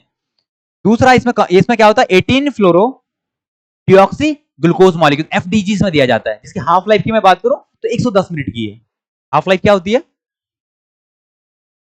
हाफ लाइफ में क्या होता है कि आधी, मतलब अगर सपोज 100 मॉलिक्यूल है तो 50 ही बच जाएंगे आधे, इतने टाइम के बाद। हाफ लाइफ मींस वो कंसंट्रेशन का कम हो जाएगा। तो दैट मींस अगर मैं इसको बात करूं तो 110 मिनट में ये, अगर मैं उसको 100 माइक्रोन दे रहा हूं या कुछ भी, मतलब मान लीजिए अगर हम उसको 100 ml दिया मैंने इसको सपोज, तो 50 ml वाला कंसंट्रेशन दे देगा। ये बेसिक बेसिक आइडिया ले लो आप। तो इसमें क्या होता है आपका कि कौन सा, ये 18 फ्लोरोडिऑक्सी ग्लूकोज, तो ये क्या काम करते हैं, ग्लूकोज की तरह ही कुछ मॉलिक्यूल है। तो ये क्या करेगा, कौन सी सेल्स, जो कैंसरस सेल होंगी, इसको क्या कर लेंगे, अपटेक इसका बढ़ा देंगी। मेरी बात को समझ पा रहे हो, समझ पा रहे हो ना, कि कौन से इफेक्ट की वजह से, वाहबा के इफेक्ट की वजह से ये ग्लूकोज का अपटेक बहुत ज्यादा हो जाता है, क्योंकि ग्लूकोज को प्रेफर करेगा ये। तो ग्लूकोज के बजाय क्या, जब हमने इसको क्या दिया है, 18 फ्लोरो डिऑक्सी ग्लूकोज हमने इसको दिया है, एफडीएच हमने इसको दिया है, तो क्या हो जाएगा, जो सेल कैंसरस होंगी वो जल्दी से क्या करेंगी, क्योंकि वो कैसी होती हैं, जैसे होता नहीं घर में वैसे बच्चे होते हैं, लालची से बच्चा होगा जो क्या कि मैं ही खाऊंगा, इसका भी खा जाऊं, होता नहीं था अब, कि टॉफी लेके, मतलब मैं उस तरीके का था कि हमारे घर में टॉफी अभी आ गए तो मैं भाई से भी छीन रहा हूँ, ये भी कर रहा हूँ। इस तरीके की आपकी कैंसर सेल होती है। कैसी कैंसर सेल क्या होंगी, कि उनको ग्लूकोज मॉलिक्यूल दिखा तो बगल वाली सेल से भी छीन के खा रहा है कि मैं ज्यादा अपटेक कर लूं। समझ रहे हो बात। अब ज्यादा अपटेक करेगा तो क्या होगा, उसका एक्यूमुलेशन होगा, और जब एक्यूमुलेशन होगा तो उसकी वजह से क्या होगा, जब हम इसका स्कैनिंग करते हैं तो हमको कुछ इस तरीके से स्ट्रक्चर दिख रहा है। ये दिख रहा है आप कहीं पे डार्क डार्क सा कलर दिख रहा है आपको, ये डार्क क्या दिखाने की कोशिश कर रहा है, ये दिखाने की कोशिश कर रहा है कि यहां पर आपके कैंसरस सेल प्रेजेंट है। मेरी बात को समझो, क्या कोरिलेशन किया हम लोगों ने, कि ग्लूकोज जहां ज्यादा होगा, कि ग्लूकोज किसको ज्यादा चाहिए, कैंसर सेल को ज्यादा चाहिए, दैट मींस वो सेल आपके एबनॉर्मल है। और यहां पर हमने कौन सा मॉलिक्यूल दिया है, एफडीजी मॉलिक्यूल दिया है, इसके पास क्या है आपका, फ्लोरीन है ना। और इसको हम क्या करते हैं, फाइंड आउट कर लेते हैं किसके थ्रू, इस मशीनरी के थ्रू, जो पेट स्कैन है हमारा, इसके थ्रू हम आपका लोकेट कर पाते हैं कि एफडीजी कहां पर है। और जहां पर एफडीजी ज्यादा होगा वहां पर ये कैसा कलर देता है, आपका डार्क सा कलर देता है। और अगर हम कलर की बात करें तो वैसे रेड कलर की बात कर सकते हैं, लेकिन जो आपके पास फिल्म आती है उस फिल्म में आपको क्या दिखने वाला है, उस एरिया में कुछ डार्क स्पॉट दिखने वाले, जहां डार्क स्पॉट मतलब वहां पर क्या हो चुका है, मेलिग्नेंसी हो चुकी है, कैंसर स्प्रेड हो चुका है। मेरी बात को समझो, इसके इसके थ्रू आप क्या बता पाओगे, क्या बता पाओगे इससे, कि कौन सी स्टेज है। स्टेजिंग नहीं कर सकते हो आप, स्टेजिंग कर सकते हो ना कि भाई एक ही जगह में है तो that means it is localise और ये फैल चुका है। तो अब कैसी कंडीशन में, अब बताओ ना, इसको इतनी सारी जगह को टारगेट करना क्या हो जाएगा, टफ हो जाएगा। और टारगेट टफ होगा इसकी वजह से क्या होगी, इस केस में स्टेज 4 का पेशेंट कभी क्या नहीं कर पाएगा, सर्वाइव बहुत कम कर पाता है, उसकी डेथ होनी निश्चित है। समझो भाई ये कंसेप्ट। अब दूसरा आ जाए भाई इम्यूनोलॉजिकल मार्कर की बात कर लेते हैं। इम्यूनोलॉजिकल मार्कर मतलब वही टिश्यू की सेक्शनिंग होगी, टिश्यू को स्लाइड पे लाया जाएगा और आपका क्या होगा, cancer cell express a new antigen not a normally present healthy cells, these are known as tumour specific antigen. मेरी बात को एक और चीज समझिए आप कि हमने क्या बात करी थी, आईसी की बात करी, इम्यूनोहिस्टोकेमिस्ट्री। इम्यूनोहिस्टोकेमिस्ट्री में क्या होता है कि जो आपके कैंसरस सेल हैं वो एक अलग तरीके के मार्कर शो करना स्टार्ट कर देती है जो नॉर्मल सेल में नहीं होगा। तो आप क्या कर सकते हो इस बेसिस पे, आप डिफरेंशिएट कर सकते हो। क्या डिफरेंशिएट कर सकते हो, ये नॉर्मल सेल है, ये आपके एबनॉर्मल सेल है, कैंसर सेल तो नहीं है। समझिए बात कैसे, ये कोई नया तरीका का एंटीजन एक्सप्रेस कर देगा। अब उसने नया एंटीजन एक्सप्रेस किया, एंटीजन की बात करें हम, जैसे आपका पीएसए ही मान लो, प्रोस्टेट स्पेसिफिक एंटीजन, कि प्रोस्टेट में कई सारी सेल्स होंगी। प्रोस्टेट क्या है, ग्लैंड है ना एक, उस ग्लैंड में कई सारी सेल्स हैं, लेकिन वो सेल क्या नहीं एक्सप्रेस कर रही होंगी, पीएसए एक्सप्रेस नहीं कर रही होंगी। कौन सी सेल, नॉर्मल सेल। और जो अगर पीएसए एक्सप्रेस कर रही है तो क्या दैट मींस वो कैसी सेल हो चुकी है आपकी, कैंसरस हो चुकी है। मेरी बात को समझे। और कैसे इसको हम फाइंड आउट करेंगे, इसके अगेंस्ट हम एंटीबॉडी यूज करेंगे, क्योंकि कोई एंटीजन है तो एंटीजन के अगेंस्ट क्या यूज करते हैं हम लोग, एंटीबॉडी। वो एंटीबॉडी आपके कुछ क्रोमोफोर रिलेटेड क्या होते हैं उसमें अटैच होते हैं। मेरी बात को समझे हैं, समझ रहे हो ना मेरी बात को, कि जो आपकी एंटीबॉडी होती है, antibody is specific to some antigen. ELISA किया है आप लोगों ने, अभी नहीं किया होगा, तो आप बेसिक से समझो, इसके पीछे कुछ क्रोमोफोर,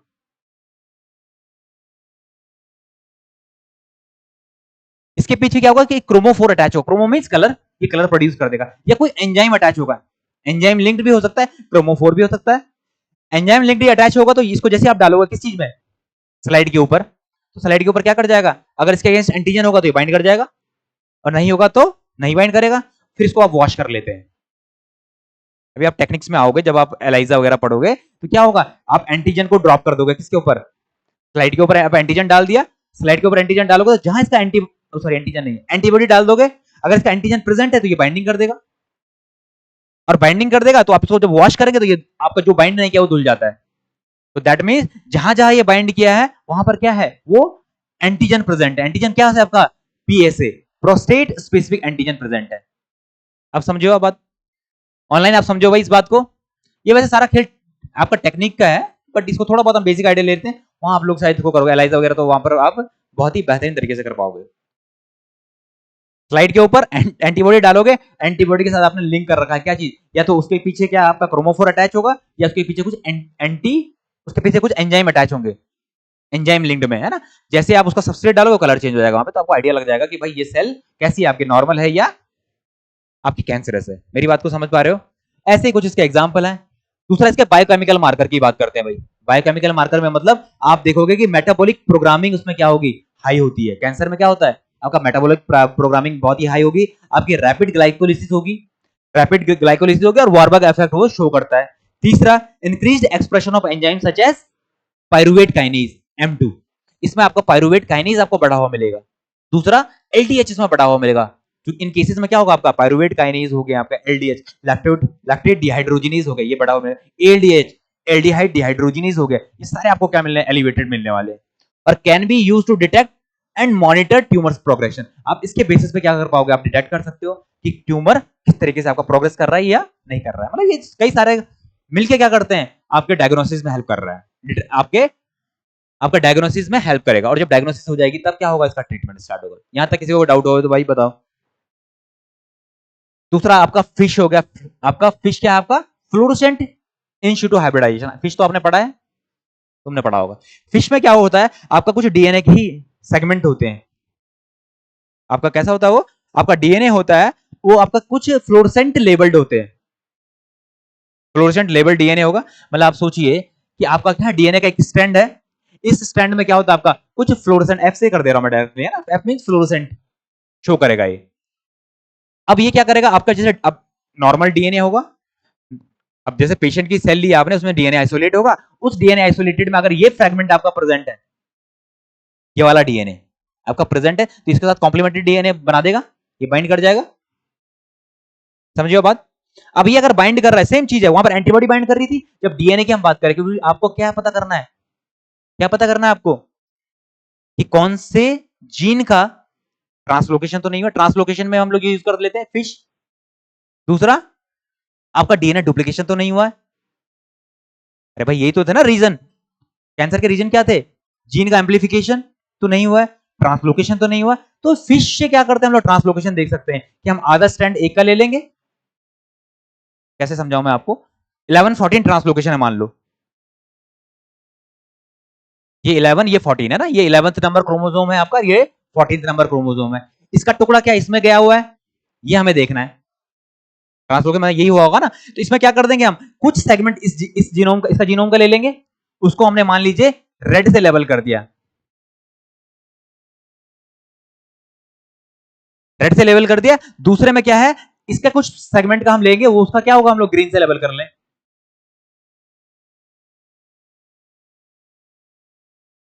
इसको हमने ग्रीन से लेबल कर दिया। समझ रहे हो बात को, कि क्रोमोसोम नंबर 11 के कुछ सेगमेंट को जो ट्रांसलोकेट हो सकता था, उसको मैंने किससे लेबल कर दिया, रेड से लेबल कर लिया, और 14 वाले को मैंने ग्रीन से लेबल कर लिया। तो मैं अगर देख रहा हूं क्रोमोसोम में देख रहा हूं किसके अंडर में, फ्लोरोसेंट माइक्रोस्कोप में। कैसे लेबलिंग की है, फ्लोरोसेंट लेबलिंग की, इसीलिए हम इसको क्या बोल रहे हैं, इसलिए क्या बोल रहे हैं इसको, फ्लोरोसेंट इन सिटू हाइब्रिडाइजेशन। समझ रहे हो बात को। अब अगर मैं क्रोमोसोम नॉर्मल है, ट्रांसलोकेशन नहीं हुआ है, तो मुझे कैसा सिग्नल मिलेगा, रेड और ग्रीन का अलग अलग। जब सेल के अंदर क्रोमोसोम फैला हुआ होगा, तो क्रोमोसोम में क्या ऐसे फैले हुए कि दूर दूर मुझे सिग्नल मिलने वाले हैं। कोरिलेट करना चीज को कि ग्रीन और रेड मुझे बहुत दूर दूर, मुझे कैसा सिग्नल मिल रहा है, रेड अलग मिल रहा है, ग्रीन अलग मिल रहा है। अब मान लीजिए कोई ऐसा ट्रांसलोकेशन हो गया, इसके ऊपर क्या है आपका, ये ग्रीन भी है, और सॉरी रेड भी है और ग्रीन भी है। ऐसा होगा ना, अगर फ्यूजन हो गया तो मुझे एक ही क्रोमोसोम के ऊपर दोनों सिग्नल मिलेंगे नहीं मिलेंगे। इस केस में मुझे क्या मिलती है, यहां पर मुझे मिलने वाली है कैसी लाइट, येलो लाइट। क्योंकि आप येलो, आप ग्रीन और रेड को अगर फ्यूज करवा दो तो आपको क्या मिलता है, येलो कलर। समझ गए बात को। तो ये क्या बता रहा है आपको, ये फिश जो है आपका फ्लोरोसेंट इन सिटू हाइब्रिडाइजेशन, कि क्रोमोसोमल क्या ट्रांसलोकेशन तो नहीं हुआ है। इसके बेस में आप बता पाओगे क्या, जैसे आज हम बात कर रहे हैं ना, तो उसमें 11-14 ट्रांसलोकेशन है, फिलाडेल्फिया में ये होता है, उसमें ये होता है, क्यों बता पा रहे हैं, just because of this technique, fish की वजह से हमें पता चल रहा है। तीसरा आ जाओ आप, डीएनए माइक्रो एरे में आ जाओ। डीएनए माइक्रो एरे में क्या कर रहे हैं हम लोग, बता रहे हैं क्या चीज, कि कंसंट्रेशन आरएनए कितना बन रहा है, ओवर एक्सप्रेशन तो नहीं हो रहा है, सप्रेशन तो नहीं हो रहा है। इसके बेस में हम क्या बता सकते हैं, क्या बता पाएंगे कि जीन का ओवर एक्सप्रेशन या सप्रेशन तो नहीं हो रहा। ओवर एक्सप्रेशन किसका देखा जाएगा, कैंसर सेल का नहीं भाई, किसी प्रोटीन का देखेंगे ना हम लोग। आपके जो ऑन्कोजीन्स है, प्रोटो ऑन्कोजीन है, उनमें आपको बढ़ावा मिलेगा और ट्यूमर सप्रेसर जीन घटे हुए मिलेंगे नॉर्मल के कंपेयर। क्योंकि नॉर्मल का हमारे पास एक प्रोफाइलिंग होता है, उसके बेसिस में हम इसको कंपेयर कर लेंगे कि भाई ये जीन बढ़ाओ। क्योंकि हमारे पास क्या होता है, एक पैनल्स होते हैं जिसमें आपका टीजीएफ बीटा, P10, जितने भी आपके जीन्स हैं, इनका एक पैनल होगा, उन पैनल का एक्सप्रेशन आप चेक कर सकते हो। आप समझ गए ना टेक्निक डिटेक्शन में क्या काम हो गया है। अभी क्या है आपका, हाँ अभी हम ट्रीटमेंट में नहीं आते। अब टेक्निक, अब डिटेक्शन में आप समझ गए बात को, क्या क्या थी टेक्निक्स आपकी। पहला बायोप्सी, कि बायोप्सी करवा के भाई टिश्यू को देख लो। उसी में हम बात कर ली थी हमने किस चीज की, आईएससी की, इम्यूनोहिस्टोकेमिस्ट्री की हमने बात कर ली। फिर second technique bone marrow biopsy, कि भाई अगर कोई लिक्विड कैंसर है, लिम्फोमा है, उस केस में लिक्यूमिया है, तो उस केस में हम क्या करते हैं, बोन मैरो की बायोप्सी कर रहे थे। और क्या पढ़ा है हमने, टेक्निक्स में आ जाओ, कि हमने इमेजिंग की बात करी, भाई हम क्या कर देंगे, उसका एक्सरे करवा लो, सीटी स्कैन करवा लो, एमआरआई करवा लो। इससे हमें क्या पता चल रहा है, उस पर्टिकुलर एरिया में क्या है, ट्यूमर है कि नहीं है, लोकलाइज हम कर रहे हैं, लोकेशन हम फाइंड आउट कर लेते हैं। तीसरी टेक्निक, कि भाई हमने पेट सीटी स्कैन करवा लिया कि ये फैला हुआ एक जगह में ही है या पूरी बॉडी में फैला हुआ तो नहीं है। क्योंकि जो हमारे वाला केसेस है, एमसीएल, मेंटल सेल लिम्फोमा, ये लिम्फोमा केस है, उसमें फैलने का बहुत ज्यादा रिस्क है। क्यों, क्योंकि सर्कुलेटिंग सेल है, उनमें ई कैडेरिन तो होता ही नहीं है। अब ई कैडेरिन नहीं तो ज्यादा चांसेस है कि वो इधर उधर लोकेट, ट्रांसलोकेट कर जाए, ट्रांसलोकेट में लोकेशन चेंज कर जाए, सेकेंडरी ट्यूमर कॉज कर सकता है। उस केस में हम लोग पेट सीटी स्कैन देखते हैं। और उसके बाद क्या देखा हम लोगों ने, फिश, कि भाई क्या ट्रांसलोकेशन तो नहीं हो रखा है। कि अगर मैं मान लूं कि आपके पास सेल आई, वो सेल क्या है, लिपो आपके मेंटल सेल लिम्फोमा है, आपकी बर्किट्स लिम्फोमा है, आपकी और कौन सा है, कई सारे लिम्फोमा है। अब उसमें देखना पड़ेगा ना कौन सा वाला है, कि हर एक का ट्रीटमेंट थोड़ा वेरी कर जाता है, तो आपको पता होना चाहिए। सिंपल तो मिल गया ना, ब्लड सेल में आपको मिल गई, ब्लड सेल में आपको मिल गया कि भाई लिम्फोसाइट बटे हुए हैं, आप उसको देख के बता पाओगे कि बर्किट्स है या मेंटल सेल लिम्फोमा है। आप क्या करोगे, उसके लिए ट्रांसलोकेशन देखोगे कि 11-14 ट्रांसलोकेशन है, सीमिक का लेवल बढ़ा हुआ आ रहा है, साइक्लिन डी का, साइक्लिन डी बढ़ा हुआ आ रहा है, आप क्या कह दोगे कि ये आपका मेंटल सेल लिम्फोमा है, इसका ट्रीटमेंट अलग हो, ये एग्रेसिव टाइप ऑफ लिम्फोमा है। आपको वहीं पर क्या आ गया, फिलाडेल्फिया आपको ट्रांसलोकेशन मिल गया, वहां पर आप क्या बोलोगे, ये BCL2 बढ़ा हुआ आ रहा है, BCL2 बढ़ा हुआ आ रहा है, BCR ABL कुछ फ्यूज आपको मिल रहा है, उस पर आपका ट्रीटमेंट अलग हो जाएगा। तो ये सारी टेक्निक्स हैं भाई आपकी। और तीसरा टेक्निक हमने लास्ट में जो हमने बात की कि भाई उसका माइक्रो एरे भी करवा लेते हैं कई बार, कि भाई देख लो कि आपकी आरएनए की प्रोफाइलिंग करवा लो कि आरएनए बढ़ा हुआ आ रहा है, घटा हुआ आ रहा है, कौन सा बढ़ रहा है, कौन सा घट रहा है, उसके बेसिस पे आपका ट्रीटमेंट डिसाइड होगा। सपोज आप मान लीजिए कि P10 में कुछ दिक्कत आ गई, तो P10 के स्पेसिफिक आप क्या करोगे, क्योंकि वो क्या करता है आपका P10 क्या करता है, फॉस्फो P10 वो आपका क्या कर रहा है, डिफॉस्फोराइलेशन कर रहा है, तो उसके बेसिस पे अलग ट्रीटमेंट स्टार्ट हो जाएगा। तो ये सारी टेक्निक थी भाई आपकी कि डायग्नोसिस तो कर लो कि कौन सा तरीका का क्या है वो कैंसर है। अब आ जाओ थोड़ा सा हम बात कर लेते हैं भाई कैंसर ट्रीटमेंट की। जब मैं बात कर रहा हूं ट्रीटमेंट की, तो ट्रीटमेंट में क्या करा जाएगा, उसका क्योर करा जाएगा, कैसे उसका क्योर किया जाए। तो पहला जो आपका ट्रीटमेंट है भाई सर्जिकल रिमूवल। अगर आपका सॉलिड ट्यूमर है, आपका कैसे स्टेज है, पॉलिप स्टेज है, प्राइमरी स्टेज है, सेकेंडरी स्टेज है, 0, 1, 2 स्टेज तक है, तो क्या है वो एक जगह में फैला हुआ है, उसको क्या कर दिया सर्जिकली, अगर आपने पूरा उठा के उसको बाहर फेंक दिया, निकाल दिया, तो क्या हो जाएगा, उसका क्योर हो जाएगा। तो पहला स्टेप है आपका surgical removal of cancer tissues is one of the oldest, पुराना मेथड है भाई for solid tumour, solid tumour में तो काम कर जाएगा। Aimed at a complete excision of a tumour mass along with some surrounding healthy tissues to reduce recurrence। अब समझिए आपको, आप बात को कि आपको कहीं पर टिश्यू मिला, अब नॉर्मल ग्रोथ मिली, तो आप क्या करो, सर्जिकल रिमूव कर दे रहे हो उसको। अब भाई आपको देख के तो नहीं पता चल पाएगा ना कि भाई यहां तक ये, मतलब उसका पैरामीटर आप नहीं बता सकते हो, उसके आसपास कुछ हेल्दी सेल को भी रिमूव कर दिया जाता है, ताकि क्या हो जाए, रिकरेंस की, अगर एक भी सेल बच गई तो क्या होगा, वो फिर से ग्रो कर जाएगा। तो उससे बचने के लिए क्या है, उसको पूरा सर्जिकली आपका साथ साथ उसके हेल्दी सेल्स भी रिमूव कर दी जाती है। इसके इंडिकेशन की बात करें, मोस्ट इफेक्टिव है in the early stage of cancer when tumours are localised and have no metastasize नहीं है वो, कि वो फैला नहीं है, तो आप उसको रिमूव कर दीजिए, इसका क्योर हो जाएगा। इसका टिपिकली यूज की बात करें तो पॉलिप स्टेज होगा, आपके अर्ली एडिनोमा हो गया, लेट एडिनोमा होगा, बेनाइन ट्यूमर की अगर हम बात करें तो यहां पर बहुत ही क्या है आपका कारगर है, क्योंकि अभी चीजें फैली नहीं, एक जगह में प्रेजेंट है, तो आप निकाल के फेंक दो उसको। आपने ब्रेस्ट कैंसर के केस में क्या देखा था कि ब्रेस्ट को क्या कर लेते हो, कट करके निकाल देंगे, तो चांसेस क्या है, वो अब स्प्रेड नहीं हो सकता है, इसीलिए यहाँ पर डेथ भी कम है, कॉजेज मतलब डेथ भी कम है, क्योंकि उनको पता है कि एक टिश्यू का एरिया है, अगर अर्ली स्टेज में डिटेक्ट हो गए तो इसको रिमूव किया जा सकता है सर्जिकली। दूसरा, जब कैंसर ट्रीटमेंट की बात करें तो भाई रेडियोथेरेपी के थ्रू, क्योंकि हमें क्या पता है कि रेडिएशन से भी क्या होता है, सेल की डेथ होती है, ये तो पता है ना आपको।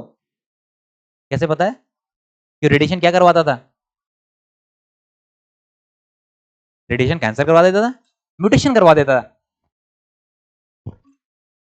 तो यहां पर क्या होता है, आपको विद कीमोथेरेपी के साथ में मिक्सचर, मतलब कीमोथेरेपी चल रही साथ में, और साथ में इसका रेडिएशन कर देते हैं। रेडिएशन से क्या हो जाएगा, सेल के अंदर डैमेज होगा बहुत सारा, अगर सेल के अंदर डैमेज होगा, रिपेयर सिस्टम काम नहीं करेगा, तो सेल की डेथ होने के चांसेस बढ़ जाते हैं। अब देखो होता कैसा है कि जो targeted therapy for cancer cells exposed to radiation kills rapidly dividing cells by high single standard and double standard DNA का ब्रेक कर देंगी, और जिसकी वजह से क्या होगा, डीएनए डैमेज होगा। और इसके वजह से क्या है, इसमें आपका कोबाल्ट 60, आपका आयोडीन 131, ये क्या है, आइसोटाइप्स है, आइसोटाइप्स नहीं, सारी आइसोटोप्स हैं। ये आइसोटोप्स क्या करते हैं, रेडिएशन कॉज करते हैं, आपको पता है ना। जैसे आपका आपका ये आपका कोबाल्ट 60 है, ये आपका गामा रेज रिलीज करेगा। आपका ये आयोडीन 131 है, ये आपका कौन सा रेज कर रहा है, बीटा रेज, तो ये क्या कर रहा है, आपका रिलीज कर रहा है।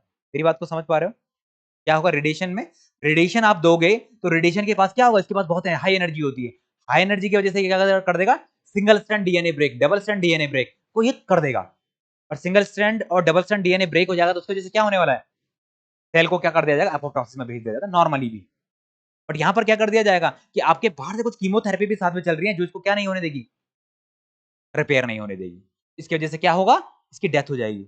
आपने देखा ना, जैसे अब ये क्या है कि इंडिया में बहुत एक्सपेंसिव क्या है, ट्रीटमेंट्स है, तो लोग क्या कर रहे हैं, इनका पैसा है, और इंडिया में भी इतना डेवलप भी नहीं हुआ भाई, बहुत मुश्किल है। टाटा टाटा वगैरह में चल रहा है। टाटा का कौन सा हॉस्पिटल है वो, टाटा का हॉस्पिटल ना मुंबई में, काफी बड़ा हॉस्पिटल है उसका, टाटा मेमोरियल कुछ करके। वहां पर मोस्टली मतलब कीमोथेरेपीज तो हर जगह चल रही है, पर कार्टी सेल थेरेपी हम आगे की बात करें तो वहां पर कार्टी वगैरह पे काम बड़े उससे चल रहा है। अब ये सोचो, ये हम लोग आज कर रहे हैं, यूएस वगैरह में जाओगे आप तो ये बहुत पहले से चल रही है। अब ये सोचो ना कि युवराज सिंह को कैंसर हुआ था, कहां गया हो, वहां क्यों गए हैं, क्योंकि बहुत ही एक ऐसी टेक्निक्स हैं। एक तो एक्सपेंसिव है भाई, एक मशीन ये आपका रेडिएशन के लिए ही आप देखोगे इंडिया में, अगर रेडिएशन का जब आती है तो ये आपका कौन करता है, park power atomic research centre, वहीं से सारे क्या आते हैं, ये आइसोटोप्स की जब हम बात करें रेडिएशन के लिए, ये वहीं से आ रहा है और पूरे देश में फैलेगा भाई, जहां जहां इसको क्या करना है, ट्रीटमेंट देना है। तो यहाँ वहां क्या है इस तरीके से, हाँ यूएस वगैरह में क्या है, ये इजी है, इजीली अवेलेबल चीजें हैं, वहां क्या कर दिया जाता है, इनको यूज कर दिया, वहां तो लोग एनर्जी प्रोडक्शन में लगा रहे हैं यार इसको। तो अब ये समझ लीजिए बात को, तो इस तरीके से रेडिएशन हो रहा है और साथ साथ आप रेडिएट कर रहे हो, तो दैट मीन्स आप क्या कर रहे हो,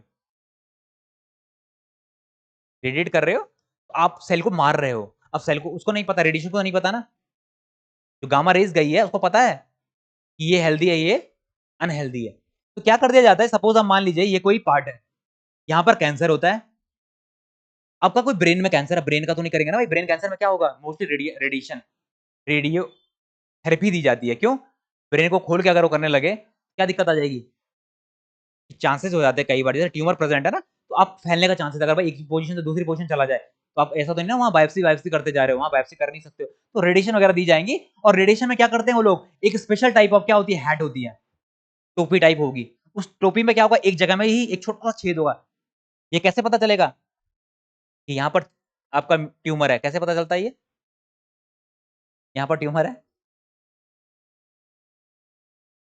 फिश तो नहीं करेंगे भाई, वहां फिश नहीं होगी, आपका जो एमआरआई, ब्रेन का एमआरआई स्कैन होगा, एमआरआई से लोकेशन पता चलेगी भाई इस एरिया में कोई ट्यूमर फॉर्मेशन है, तो क्या कर दिया, वहीं पर उसमें छेद होगा, उस कैप में छेद होगा, बाकी अगर रेडिएशन डाल रहे हो ना आप तो नहीं जाएंगी वो, सिर्फ उसी एरिया में जाएगी, ताकि सिर्फ उन सेल को ही, और ये कैसे टारगेट करेंगे हम कि भाई यहीं पर मुझे क्या करना है, यहां से मुझे वो छेद, मतलब हो सकता है ना कि अब ब्रेन है, ब्रेन के मतलब यहाँ पर कोई हुआ ट्यूमर है, तो यहां से करूं, यहां से करूं, कहां से वो थेरेपी दूं, जहां से कम टिश्यूज को डैमेज किया करके आप उस जो कैंसरस वाला पार्ट है उसको आप टारगेट कर सको, तो वहां से उसको चूज किया जाएगा, और फाइनली क्या होगा, इस हैड के थ्रू क्या जाएगा, उसमें रेडिएशन जाएगी, और रेडिएशन जाने के बाद वहां की जो सेल्स होंगी, वो सेल का क्या कर दिया जाएगा, उनकी सेल की डेथ हो जाएगी।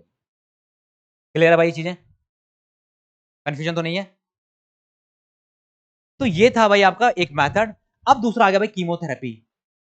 कीमोथेरेपी में क्या देते हैं हम लोग, साइटोटॉक्सिक ड्रग्स देते हैं हम लोग। साइटोटॉक्सिक मतलब जो सेल को मार दे, साइटो मीन सेल, टॉक्सिक मतलब जो सेल के लिए टॉक्सिक है। तो यहां पर क्या होता है, कीमोथेरेपी में आप साइटोटॉक्सिक ड्रग देते हो to kill rapidly dividing cell. अब इनका एक और क्या है, ये रैपिडली डिवाइडिंग कैंसर सेल, इससे क्या होती है, डेथ होती है। डिफरेंट क्लासेस हैं इसमें, कैसी, जैसे अल्कोलाइटिंग एजेंट, अल्कोलाइटिंग एजेंट्स हो गए आपके, इसका नाम, जैसे एक ड्रग का नाम ले लूं साइक्लोफॉस्फेमाइड, ये लोग हम हमारे मतलब इन केसेस में, लिम्फोमा केस में हम लोग साइक्लोफॉस्फेमाइड हो गया, डॉक्सोरिबोसिन हो गया, विनक्रिस्टिन हो गया, विनक्रिस्टिन हो गया, दो ऐसी ड्रग्स हैं जिनको हम देते थे। अब ये क्या करेगा, एल्कलाइट करेगा। साइक्लोफॉस्फेमाइड क्या है, इसका नाम है एक ड्रग का, ये एल्कलाइट करेगा, add alkyl group to DNA, ये डीएनए में क्या कर देगा, एल्काइल ग्रुप को ऐड कर देगा, जिसकी वजह से क्या होगा, डीएनए में क्रॉस लिंकिंग हो जाएगी। अब डीएनए में क्रॉस लिंकिंग हो गई तो क्या होगा, डीएनए रेप्लिकेट नहीं हो पाएगा, और डीएनए रेप्लिकेट नहीं होगा तो क्या होगा, इसके प्रिवेंट डीएनए रेप्लिकेशन और ट्रांसक्रिप्शन बंद।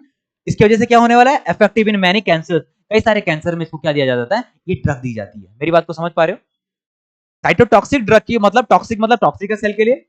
तो एक एग्जांपल है आपका एल्कलॉइडिंग एजेंट, जिसका एग्जांपल है साइक्लोफॉस्फेमाइड। साइक्लोफॉस्फेमाइड क्या करने वाला है, एल्काइलेशन करने वाला डीएनए का, और डीएनए का एल्काइलेशन क्या कर देगा, डीएनए का लिंकेज बना देगा, डीएनए का लिंकेज हुआ, रेप्लिकेट नहीं हो पाएगा, रेप्लिकेट नहीं हो पाएगा और ट्रांसक्रिप्शन नहीं कर पाएगा। अब भैया वो ट्रांसक्रिप्ट मतलब अपनी प्रोटीन नहीं बना पा रहा है, अपना डीएनए को डुप्लीकेट नहीं कर पा रहा है, तो ये सेल डिवीजन को रोकने का काम करता है। कौन सी सेल में काम करेगा, जो रैपिडली डिवाइडिंग सेल है, उन्हीं को तो जरूरत है ना इसकी, G1 G2 phase, S phase की जरूरत किसको है, जो सेल को डिवाइड करना है ना। मेरी बात को समझ रहे हो, G1 is a preparatory phase, जहां पर आपकी प्रोटीन की तैयारियां हो रही है, किनके का, कौन कौन सी प्रोटीन है जो पार्टिसिपेट करेंगे आपके किसमें, रेप्लिकेशन में, ये तो पता है आप लोगों को। फिर एस फेज आया, जहां पर सिंथेसिस हो रही है, इसने यही स्टॉप कर दिया प्रोसेस को।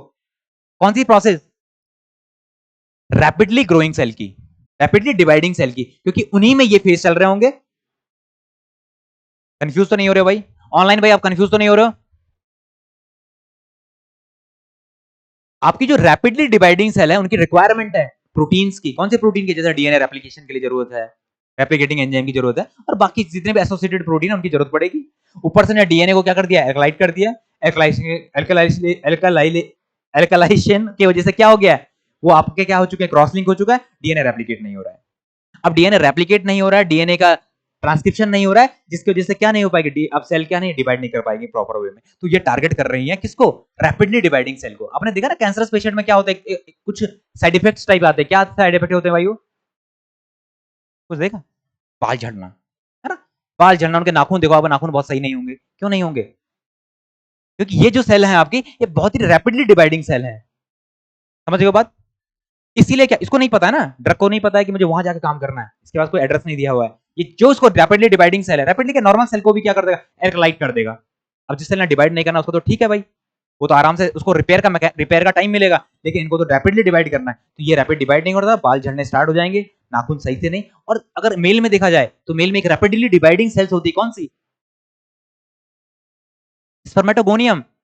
अपने स्पर्म का फॉर्मेशन क्या हो रहा है, बहुत ही रैपिड डिवीजन है वो भी। तो आपका देखा जाता है कि जैसे हमारे पास कोई पेशेंट आया, उसको क्या करना है, उसको अगर लिम्फोमा ल्यूकेमिया है, उसको हमने क्या करना है, कीमो स्टार्ट करना है, तो क्या कहा जाता है, क्योंकि अब क्या है, उसके स्पर्मेटोगोनियम के चांसेस हैं कि वो क्या हो जाएंगे, उनकी डेथ हो जाएगी।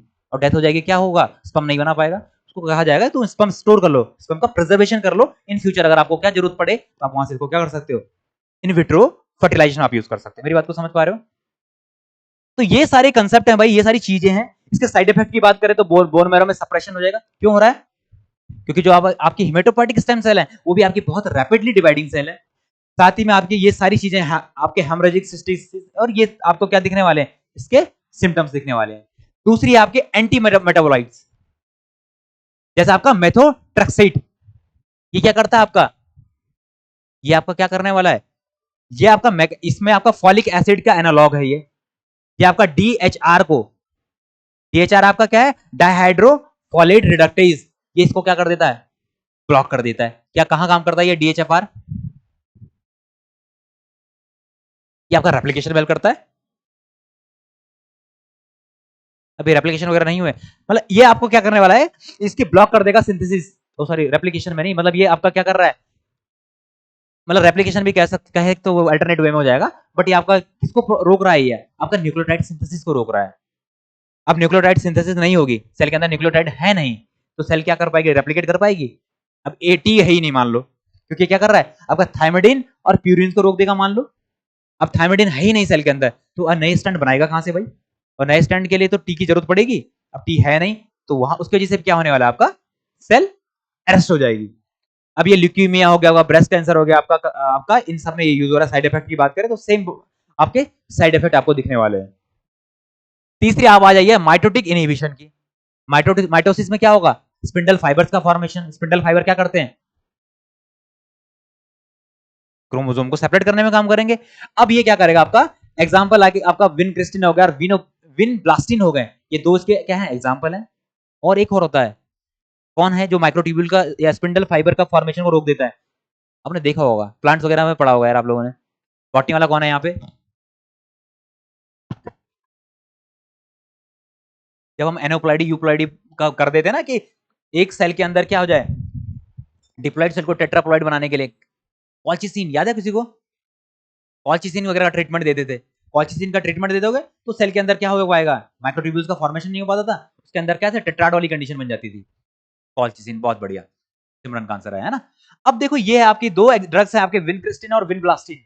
ये आपका ना एक ये आपने क्या बोलते हैं, फूल भी देखा होगा, सदाबहार सुना होगा आपने, है ना। ये सदाबहार से ही इसको क्या ये कंपोनेंट निकाले गए, कौन कौन से, आपका विनक्रिस्टिन और विनब्लास्टिन। ये क्या इनका काम क्या है, ये इनहिबिट कर देते हैं आपका ट्यूबिलिन और इनहिबिट माइक्रोट्यूब्यूल के पॉलीमराइजेशन को इनहिबिट कर देंगे। तो माइक्रोट्यूब्यूल का अगर पॉलीमराइजेशन रुक जाए तो क्या होगा, स्पिंडल फाइबर आपके ग्रो नहीं कर पाते हैं, और प्रिवेंट आपके spindle formation and mitotic arrest हो जाएगा। एम फेज में ही सेल क्या हो जाएंगे, अरेस्ट हो जाएंगे, अब सेल डिवाइड नहीं कर पा रही है।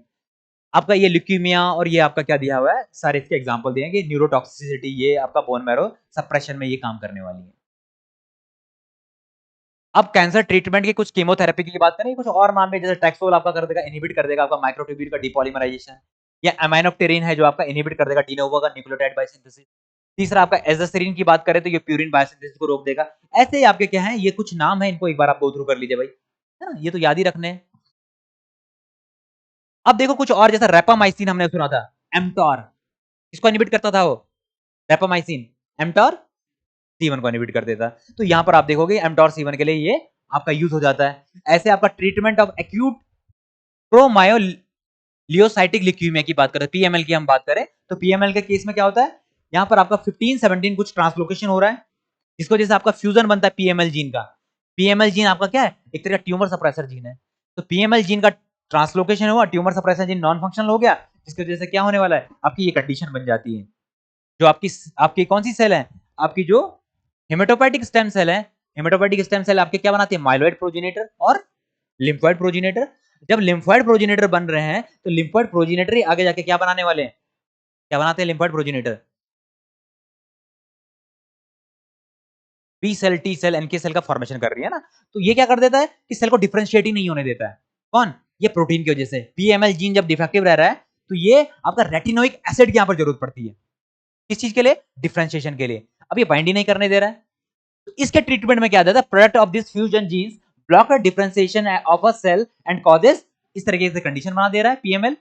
और इसके इनहिबिशन की बात कर रहे हैं तो all trans retinoic acid ATR and arsenic trioxides दिए जाते हैं, दे डिग्रेडेड द पीएमएल, जो ये प्रोटीन बनी है आपकी, इसका डिग्रेडेशन कर देंगे और रिस्टोर हो जाएगा आपका डिफरेंशिएशन। भाई ज्यादा फास्ट तो नहीं हो रहा ना, समझ में आ रही है चीजें? भाई ऑनलाइन में आप लोग बता दिए, ज्यादा तेज तो नहीं हो रहा है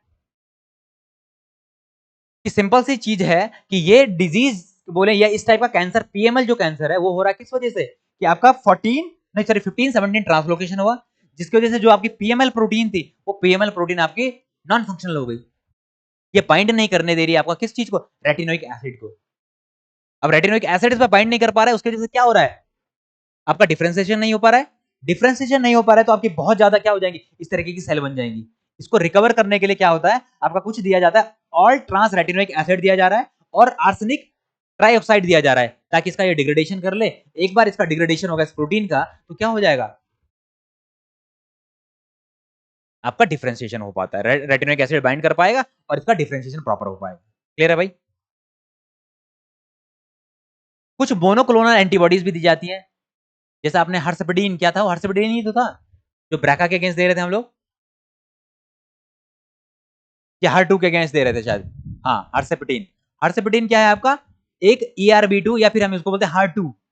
क्या था ये हर2, इज अ आरटी के रिसेप्टर, ये आरटी के रिसेप्टर था और इसको क्या दिया, हर्सेपेटिन दिया गया। हर्सेपेटिन क्या कर देगा, इस आरटीके पे बाइंड कर देता है और जैसे आरटीके पे बाइंड कर देगा तो इसमें ग्रोथ फैक्टर बाइंड नहीं कर पाता है। अब ग्रोथ फैक्टर बाइंड नहीं कर पाएगा तो सिग्नलिंग नहीं हो पा रही थी। याद है आप लोगों को? नहीं याद है तो रिवीजन करो। तो ये कंडीशन है भाई कि ये अलग अलग तरीके का आपका रेटिनोइक एसिड का ट्रीटमेंट हमने बताया, उसमें रेटिनोइक एसिड का ट्रीटमेंट दिया जा रहा है। ऐसा आपका हर्सेपेटिन हो गया, आपका क्या है, आर्बिट्रिक्स हो गया आपका, और इमैटिनिब हो गया। इमैटिनिब तो हम लोग यूज करते थे यार बीसीआर एवीएल के केस में ना, तो बीसीआर एवीएल में हम लोग इसको यूज कर रहे थे भाई। बीसीआर एवीएल के फिलाडेल्फिया क्रोमोसोम किसमें था भाई, क्रोनिक माइलॉइड ल्यूकेमिया। सीएमएल के केस में हम लोग क्या करते थे, आपको फिलाडेल्फिया क्रोमोसोम दिया था, जो बीसीआर और एवीएल का जीन आपका कैसा हो जाता था, एक फ्यूज्ड प्रोटीन बना था। और एबीएल कौन सी जीन, कौन सा प्रोटीन है, एबीएल इज क्या करता है ये एबीएल, एक काइनेज था, टायरोसिन काइनेज, याद है? टायरोसिन था, सेरिन थ्रियोनिन था, बट ये काइनेज है। ये क्या करेगा, फॉस्फोराइलेशन कर देगा, फॉस्फोराइलेशन करेगा तो एक्टिवेट कर रहेगा और प्रोटीन को। तो यहां पर ऐसी फ्यूज्ड प्रोटीन मिल रही थी किस केस में, सीएमएल के केस में। बीसीआर एबीएल का जब फ्यूज्ड जो प्रोटीन मिली थी वो कैसी थी, आपकी एक्टिव प्रोटीन थी। वो एक्टिव प्रोटीन रहेगी तो वो फॉस्फोराइलेट कर रही है, मींस उसने गेन ऑफ फंक्शन कर लिया है। तो ये है भाई आपके, इसका देख लो आप, हर्सेपेटिन का क्या फंक्शन है यहाँ पर मेंशन किया हुआ कि ब्रेस्ट कैंसर में इसको यूज किया जा रहा है। ऐसे आपकी कई और सारी भी हैं भाई, जैसा आपका रिटुक्सीमैब हो गया, या आपका नॉन हॉजकिंस लिम्फोमा केस में हम देते हैं। ऐसे आपका ये आपका बिवेस्ट्रिजमैब हो गया, ये आप किसमें, कोलोरेक्टल कैंसर में दे रहे हो। और ऐसी कई सारी, इनका तो नाम भी बहुत उटपटांग से नाम होते हैं, तो ये नाम आप एक बार देख लीजिए, वैसे आएंगे नहीं, बट बेसिक सा आइडिया होना चाहिए कि आपका मोनोक्लोनल एंटीबॉडीज किस तरीके से काम करती है। अब आ जाओ भाई, एक और इंपॉर्टेंट थेरेपी आपकी कार्टी सेल थेरेपी, ये बहुत इंपॉर्टेंट भी है और ये काफी एडवांस थेरेपी भी कही जा रही है। क्या थक गए हो क्या, कितना हुआ समय अभी, तो बहुत मिनट है अभी, तो 20-25 मिनट और बचे हैं। आपका कार्टी सेल थेरेपी है, ये बहुत इंपॉर्टेंट है। अभी क्यों इंपॉर्टेंट है? क्योंकि अभी तक जितना भी हमारा टारगेटिंग जो सेल थी वो कैसी थी? स्पेसिफिक टारगेट नहीं था। समझ रहे हो बात? कैसा टारगेट था वो? आपकी नॉर्मल सेल को हम टारगेट कर रहे थे। इनमें थोड़ा सा एडवांसमेंट आया। एडवांसमेंट क्या है? CAR T cell therapy is a form of immunotherapy. Immunotherapy बोल रहे हैं मतलब क्या? कुछ आपका इम्यून सेल इसमें काम करने वाली है। इम्यून सेल कौन कौन सी होती है? कौन सी होती है भाई इम्यून सेल्स? हाँ, आईजीएम, आईजीजी वाले? अरे भाई बहुत गलत बोल रहे हैं, तुमसे तो उम्मीद नहीं। आपकी T cell, B cell, T lymphocyte, B lymphocyte, ये सारा क्या कर रहे हैं आपका? ये सारी आपकी कैसी है? फाइट करते हैं अगेंस्ट इन्फेक्शन। तो यहाँ पर आप इम्यूनोथेरेपी मान रहे हैं इसको, क्यों? क्योंकि यहाँ पर हम जो सेल यूज कर रहे हैं वो कौन सी सेल है आपकी? T cell. और कैसी सेल है वो आपकी? काइमेरिक। काइमेरिक क्या होते हैं? काइमेरा क्या था इतनी बार बताया भाई तुम? कि हम दो अलग अलग ऑर्गेनिज्म के डीएनए को मिक्स कर दें, या दो अलग अलग ऑर्गेनिज्म को मिक्स कर दें, तो क्या है आपके? काइमेरा। जैसे एग्जांपल डेवलपमेंट चीक वाला बताया काइमेरा। और आपके पास अब इतना देखते हैं भगवान जी गणपति का क्या चल रहा है आजकल? क्या चल रहा है? गणपति का कुछ तो चल रहा है आजकल, मैं देख रहा हूँ फैल ही रहा है मामला। तो वो क्या है? वो भी तो काइमेरा ही है। कि सर किस चीज का हो गया है? हाथी का। और शरीर किसका है? अब भगवान का बोल रहा है, मतलब इंसानों जैसा शरीर है, और सर जो है उनका कैसा है? हाथी जैसा है। तो काइमेरा मतलब हो गया कि जब दो ऑर्गेनिज्म का, काइमेरिक ऑर्गेनिज्म की बात करें तो दो ऑर्गेनिज्म के आप सेल को मिला दो, that is chimera.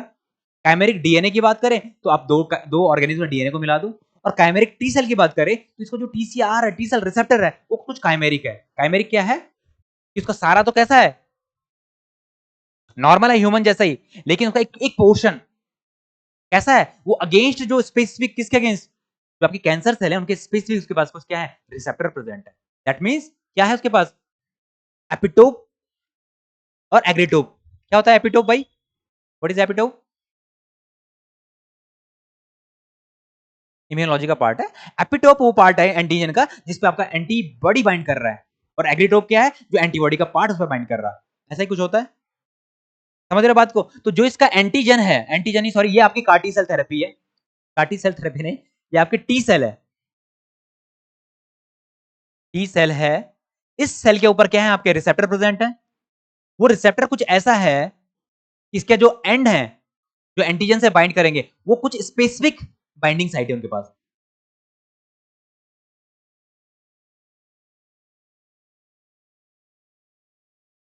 Specific binding site. Specific binding site किसके अगेंस्ट? कैंसर के अगेंस्ट। जो कैंसरस सेल हैं उनके पास हमने बात करी थी ना, कुछ अलग से क्या दिखा रहे हैं? वो रिसेप्टर एंटीजन शो कर रहे हैं, उसके अगेंस्ट इसके पास क्या है? रिसेप्टर प्रेजेंट है। क्या करेगा ये? उसको बाइंड कर जाएगा, और बाइंड करेगा तो ये उनकी किलिंग में हेल्प करता है। अब समझो पहले बात होता क्या है, पहले वो समझ लेते हैं, हम तो आगे पहुंच गए हैं। इसमें क्या होता है? इन विच अ पेशेंट्स ओन सेल, आदमी की ही क्या करा आपने? ब्लड आइसोलेट किया, उस ब्लड से टी लिम्फोसाइट निकाल दिए। टी लिम्फोसाइट निकालें तो क्या हो जाएगा? फिर टी सेल आ गए आपके पास। वो टी सेल में आपको जेनेटिक मॉडिफिकेशन कर रहे हो, इसीलिए हमको क्या बोल रहे हैं? काइमेरा। कैसा मॉडिफिकेशन? कि जो उसका रिसेप्टर है, उस रिसेप्टर पे एंटीजन के स्पेसिफिक क्या है? बाइंडिंग साइट से। और फिर क्या करोगे उसका? कि फोटोकॉपी कर दोगे। फोटोकॉपी मतलब क्लोनिंग, है ना? आप क्या करो? उसकी क्लोनिंग कर दोगे। अब जो आपने एक, या आप मान लीजिए आपने 100 सेल लिए हैं, उन 100 सेल की आप क्लोनिंग करके क्या हजारों सेल बना लोगे, या हजारों बोलो लाखों सेल बना लोगे। उन लाखों सेल को आप क्या करोगे? इंसर्ट कर दोगे फिर पेशेंट के अंदर। अब जब पेशेंट के अंदर इंसर्ट करोगे तो उससे क्या होगा? कि जो सेल आपकी कैसी हैं, कैंसर सेल, उनको पकड़ना शुरू कर देंगी। तो ये आपका क्या होने वाला है? ये इस तरीके से आपका काम करता है। These receptors allow the T cells specifically recognized and attack cancer cell। और इसके की पॉइंट की बात करें, T cells are taken from the patient's blood, they are modified lab में, इसको क्या कर दिया? मॉडिफाइड काइमेरा बनाया जा रहा है। और the engineered CAR T cells are multiplied and infused back into the patient and the body, they seeks and destroy the cancer cells. अब देखो होता क्या है, इसमें अगली स्लाइड भी है मेंशन है। अब चलो यहीं पे बात तो वही हो गई है, मैंने बता तो दिया आप। ये आपका कोई क्या है? ये आपका टी सेल है। कैसे निकाला? ब्लड लिया, ब्लड से हमने आइसोलेट कर दिया। आप देखोगे क्या? क्या बोलते हैं यार उसको, अभी मैं अभी बताता हूँ आपको। ये आपके टी सेल है, फ्लो फैक्स समझते हैं आप, FACS flow cytometry based cell sorting कर देते हैं हम लोग। एक टेक्निक होती है इसको बोलते हैं फैक्स, वो फ्लोरोसेंट बेस्ड सेल की शॉर्टिंग कर देता है। सेल की शॉर्टिंग मतलब आप सोचो ना, मैंने आपको ब्लड निकाला, ब्लड के अंदर आपके RBC, WBC, T cell, NK cell, macrophage, ये सारी होंगी। तो हम क्या करेंगे, उस सेल को डालेंगे मशीन के अंदर, पर उस मशीन में डालने से पहले क्या करते हैं हम लोग, कुछ एंटीबॉडी यूज करेंगे स्पेसिफिक। जैसे हम टी सेल के मार्कर की बात करें, कौन से होगा भाई? टी सेल के ऊपर कौन सा मार्कर होता है? CD4 CD8 सेल की हम बात कर सकते हैं। CD4 हो गई आपकी, CD8 सेल होती। तो हम क्या करेंगे कि कोई सेल है आपकी, जैसे ये हमने सेल लेनी है, हम क्या करेंगे कि पूरे ब्लड में हम लोग क्या करते हैं, हाँ CD4 CD8, बहुत बढ़िया। आपका टी सेल को मैंने आइसोलेट करना है, तो मैं ब्लड लूंगा, ब्लड सैंपल में मैं क्या करूंगा, ऐड कर लूंगा आपकी कौन सी सेल को, कौन से एंटीबॉडीज को, CD4 या CD8 एंटीबॉडी। वो कैसा है, लेवल्ड होगा, वो रेडियो लेवल्ड होगा, तो सॉरी रेडियो नहीं, वो फ्लोरोसेंट लेवल्ड होगा। फ्लोरोसेंट मतलब लाइट डालोगे तो वो चमकेगा, दैट इज फ्लोरोसेंट, है ना। अब क्या करोगे, आपने डाला, जिस जिस सेल के ऊपर क्या होगा, CD4 होगा, CD8 होगा, उसको बाइंड करेगा। क्यों बाइंड करेगा? क्योंकि उसके स्पेसिफिक है। चमक नहीं रहा है, चमकने की वजह से नहीं बाइंड करेगा, वो स्पेसिफिक है आपका CD4 और CD8। अब जब मैं उसको अपने फ्लो मशीन में डालूंगा, तो फ्लो मशीन में क्या होगा, वो सेल मूव करेंगी। अब जब सेल मूव करेंगे, जो सेल चमकेगी उसको अलग कर देगा। समझो बात को, that is cell sorting. Cell sorting हुई, उसकी वजह से मुझे मिली आपकी कौन सी सेल, CD4 या CD8 टी सेल हमको मिल गई। अब टी सेल जब मिली है, तो टी सेल में हम क्या करेंगे, कुछ आपकी जेनेटिक मॉडिफिकेशन करेंगे। जेनेटिक मॉडिफिकेशन, मॉडिफिकेशन कैसा मॉडिफिकेशन होगा ये,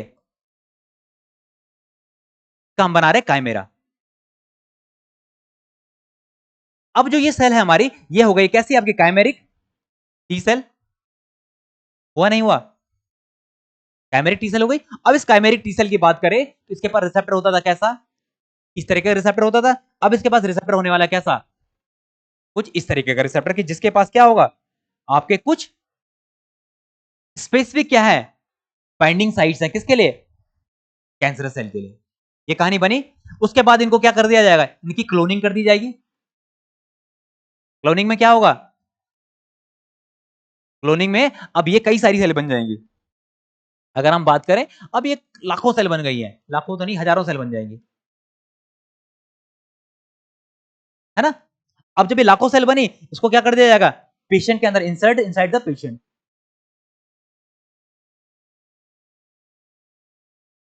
injected to patient,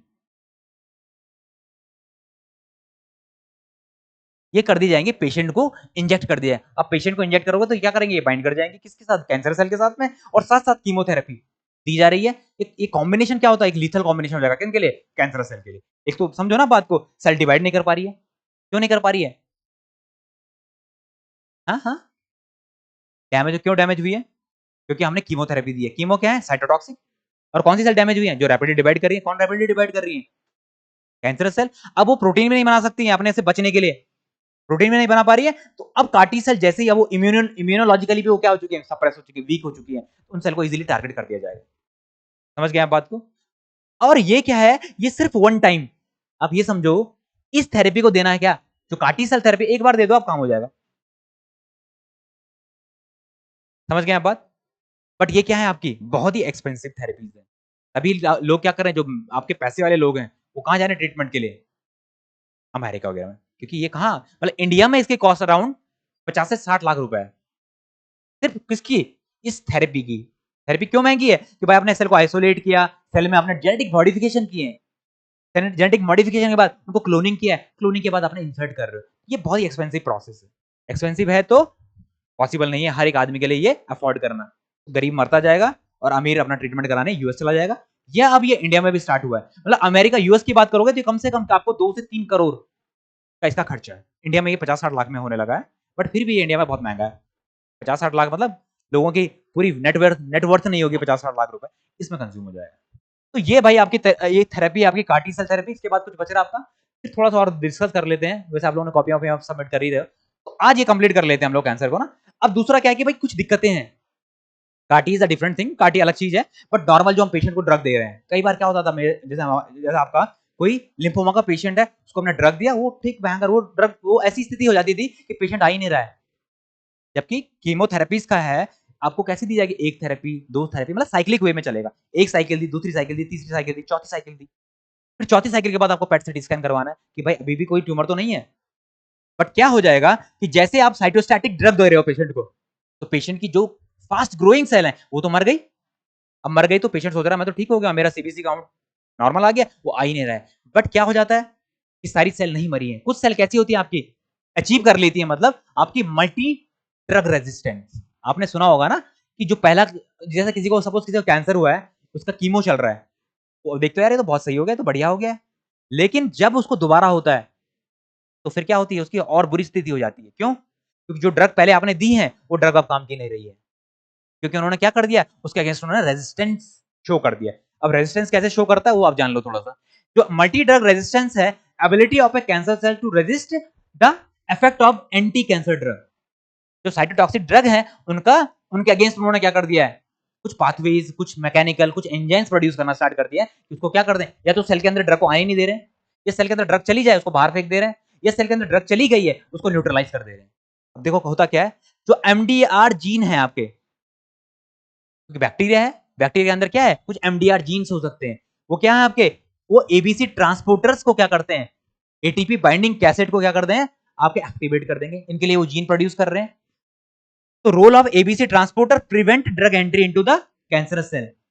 cancer cell के अंदर पहले तो ड्रग घुसने नहीं देंगे, दूसरा कॉजेस ड्रग का इफ्लक्स करवा देंगे, तीसरा रिड्यूस्ड ड्रग एक्यूमुलेशन इन अ कीमोथेरेपी। अब समझो, आप इसी को मैं फिगर में बताता हूं, आपको बेटर वे में समझ में आएगा। ये आपकी कोई क्या है, ये आपकी कैंसरस सेल है, कैंसरस सेल है। और कौन सी कैंसरस सेल है, इसके पास जीन है कौन सा, आपका MDR gene, multi drug resistant gene. तो ये क्या बनाएगा, एबीसी ट्रांसपोर्टर बना देगा भाई। ऐसा ही कुछ हो रहा था, हो रहा था नहीं हो रहा था, एबीसी ट्रांसपोर्ट करेंगे क्या, ये आपके सेल के ऊपर क्या है, कई सारे एबीसी ट्रांसपोर्टर प्रेजेंट है। अब आपने ड्रग दी कौन सी, आपने सपोज मान लिया डॉक्सोरिबोसिन ही दे दिया, डॉक्सी दे दिया है ना, डॉक्सोरिबोसिन आपने दिया, तो या तो ये ड्रग को अंदर जाने नहीं देगा, पहली बात। दूसरी बात, ये ड्रग अंदर चली गई सेल के अंदर, कि मान लो ये डॉक्सोरिबोसिन है आपकी, ये सेल के अंदर चली गई, ये आपका डॉक्स है, पहले तो क्या करेगा, ये सेल के अंदर से इसको बाहर फेंक देगा, मतलब अंदर ही नहीं जाने देगा। दूसरा, अगर सेल के अंदर चली जाए तो जो आपके एबीसी ट्रांसपोर्टर हैं, ये ट्रांसपोर्टर क्या करेंगे, इसको बाहर इफ्लक्स कर देंगे, इफ्लक्स ऑफ ड्रग। समझ गए आप बात। अब सेल के अंदर ड्रग ही नहीं है, तो क्या वो उसके जो उसके माइक्रोट्यूब्यूल्स का फॉर्मेशन है वो रोक पाएगा, क्या उसका डीएनए को एल्काइलेट कर पाएगा, नहीं कर पाएगा। तो ये सेल सर्वाइव कर जाती है। ये एक तरीका तो ये है। दूसरा तरीका की अगर मैं बात करूं, और इसकी वजह से आप देखने वाले हो, प्रिवेंट ड्रग की एंट्री प्रिवेंट कर देगा, इफ्लक्स कर देगा, और रिड्यूस ड्रग एक्यूमुलेशन। अब सेल के अंदर ड्रग एक्यूमुलेट नहीं होगी, तो सेल क्या नहीं कर पाएगी, उसका स्टैटिक जो उसका काम था, रोकना जो उसका काम था, वो काम नहीं कर पाएगा। फिर कुछ क्या है आपका, ड्रग इनएक्टिवेशन कर देते हैं। कुछ ऐसे आपके क्या है, सेल्स भी हैं जो ड्रग को इनएक्टिवेट कर देंगे। जैसे आपका आपका increase expression of enzymes like आपका डिटॉक्सिफाई और डिग्रेडेड ड्रग्स क्या कर देंगे, जैसे आपका ग्लूटाथायोन हो गया, ग्लूटाथायोन एस ट्रांसफराइज हो गया, बीटा लैक्टामेज हो गया। जैसे आपका पेनिसिलिन सुना है आप लोगों ने, तो बैक्टीरिया में क्या होता है, अब देख रहे हो आप पेनिसिलिन काम ही नहीं कर रहा है भाई, क्यों कह रही है अब गवर्नमेंट कि एंटीबायोटिक्स को बिना डॉक्टर के प्रिस्क्रिप्शन के, अब क्या बोलते हैं ये मेडिकल स्टोर वाले इसको सेल नहीं कर सकते, क्यों कह रही है गवर्नमेंट, वो तो करते हैं, जब भी जाओ तो एंटीबायोटिक ही पकड़ा रहे हो, लेकिन एंटीबायोटिक को बैन कर दिया गया है। अब यूएस वगैरह में देखोगे वहां बिल्कुल बैन है, मतलब एंटीबायोटिक लेना मतलब ऐसा लगेगा आप ड्रग्स ले रहे हो, ऐसा फील होगा। क्यों कर रहे हैं इनको बैन, क्योंकि जो बैक्टीरियाज हैं, आप किसी भी चीज को ज्यादा स्टिमुलस दोगे, मतलब बीटा लैक्टम क्या है, एक पेनिसिलिन के अंदर जो क्या है एक्टिव कंपाउंड है, वो है बीटा लैक्टम। समझ रहे हो, अब बीटा लैक्टम उसको मिल रहा है किसको, बैक्टीरिया को। एंटीबायोटिक बार बार दे रहे हो आप, तो वो क्या कर देगा, आपका बीटा लैक्टमेज एंजाइम का फॉर्मेशन करना स्टार्ट कर देगा, प्रोड्यूस करना शुरू कर देगा। और बीटा लैक्टम क्या करेगा, बीटा लैक्टमेज क्या करेगा, बीटा लैक्टम रिंग को तोड़ देगा, और बीटा लैक्टम रिंग टूट जाएगी तो क्या ये काम कर पाएगा? समझिए बात। तो आपका क्या हो जाता है कि कुछ ऐसा जैसा ग्लूटाथायोन आपका एस ट्रांसफरेज है, ये एक्टिवेट हो जाएंगे, ये क्या कर देगा? न्यूट्रलाइज कर देगा अल्कलाइटिंग जो एजेंट है, जो अल्कलाइट करना है जिन्होंने, उन्हीं को ये न्यूट्रलाइज कर दे रहा है। अब आपने ड्रग दिया उसको, अल्कलाइटिंग ड्रग दी, उसका कोई रोल नहीं रहा है। साइक्लोफॉस्फेमाइड आपने पेशेंट को दिया, उसके अंदर क्या हो गया? ग्लूटाथायोन एस ट्रांसफरेज का एक्सप्रेशन हो गया, वो क्या कर देगा? साइक्लोफॉस्फेमाइड को तोड़ देगा। अब साइक्लोफॉस्फेमाइड आपके काम की नहीं रही।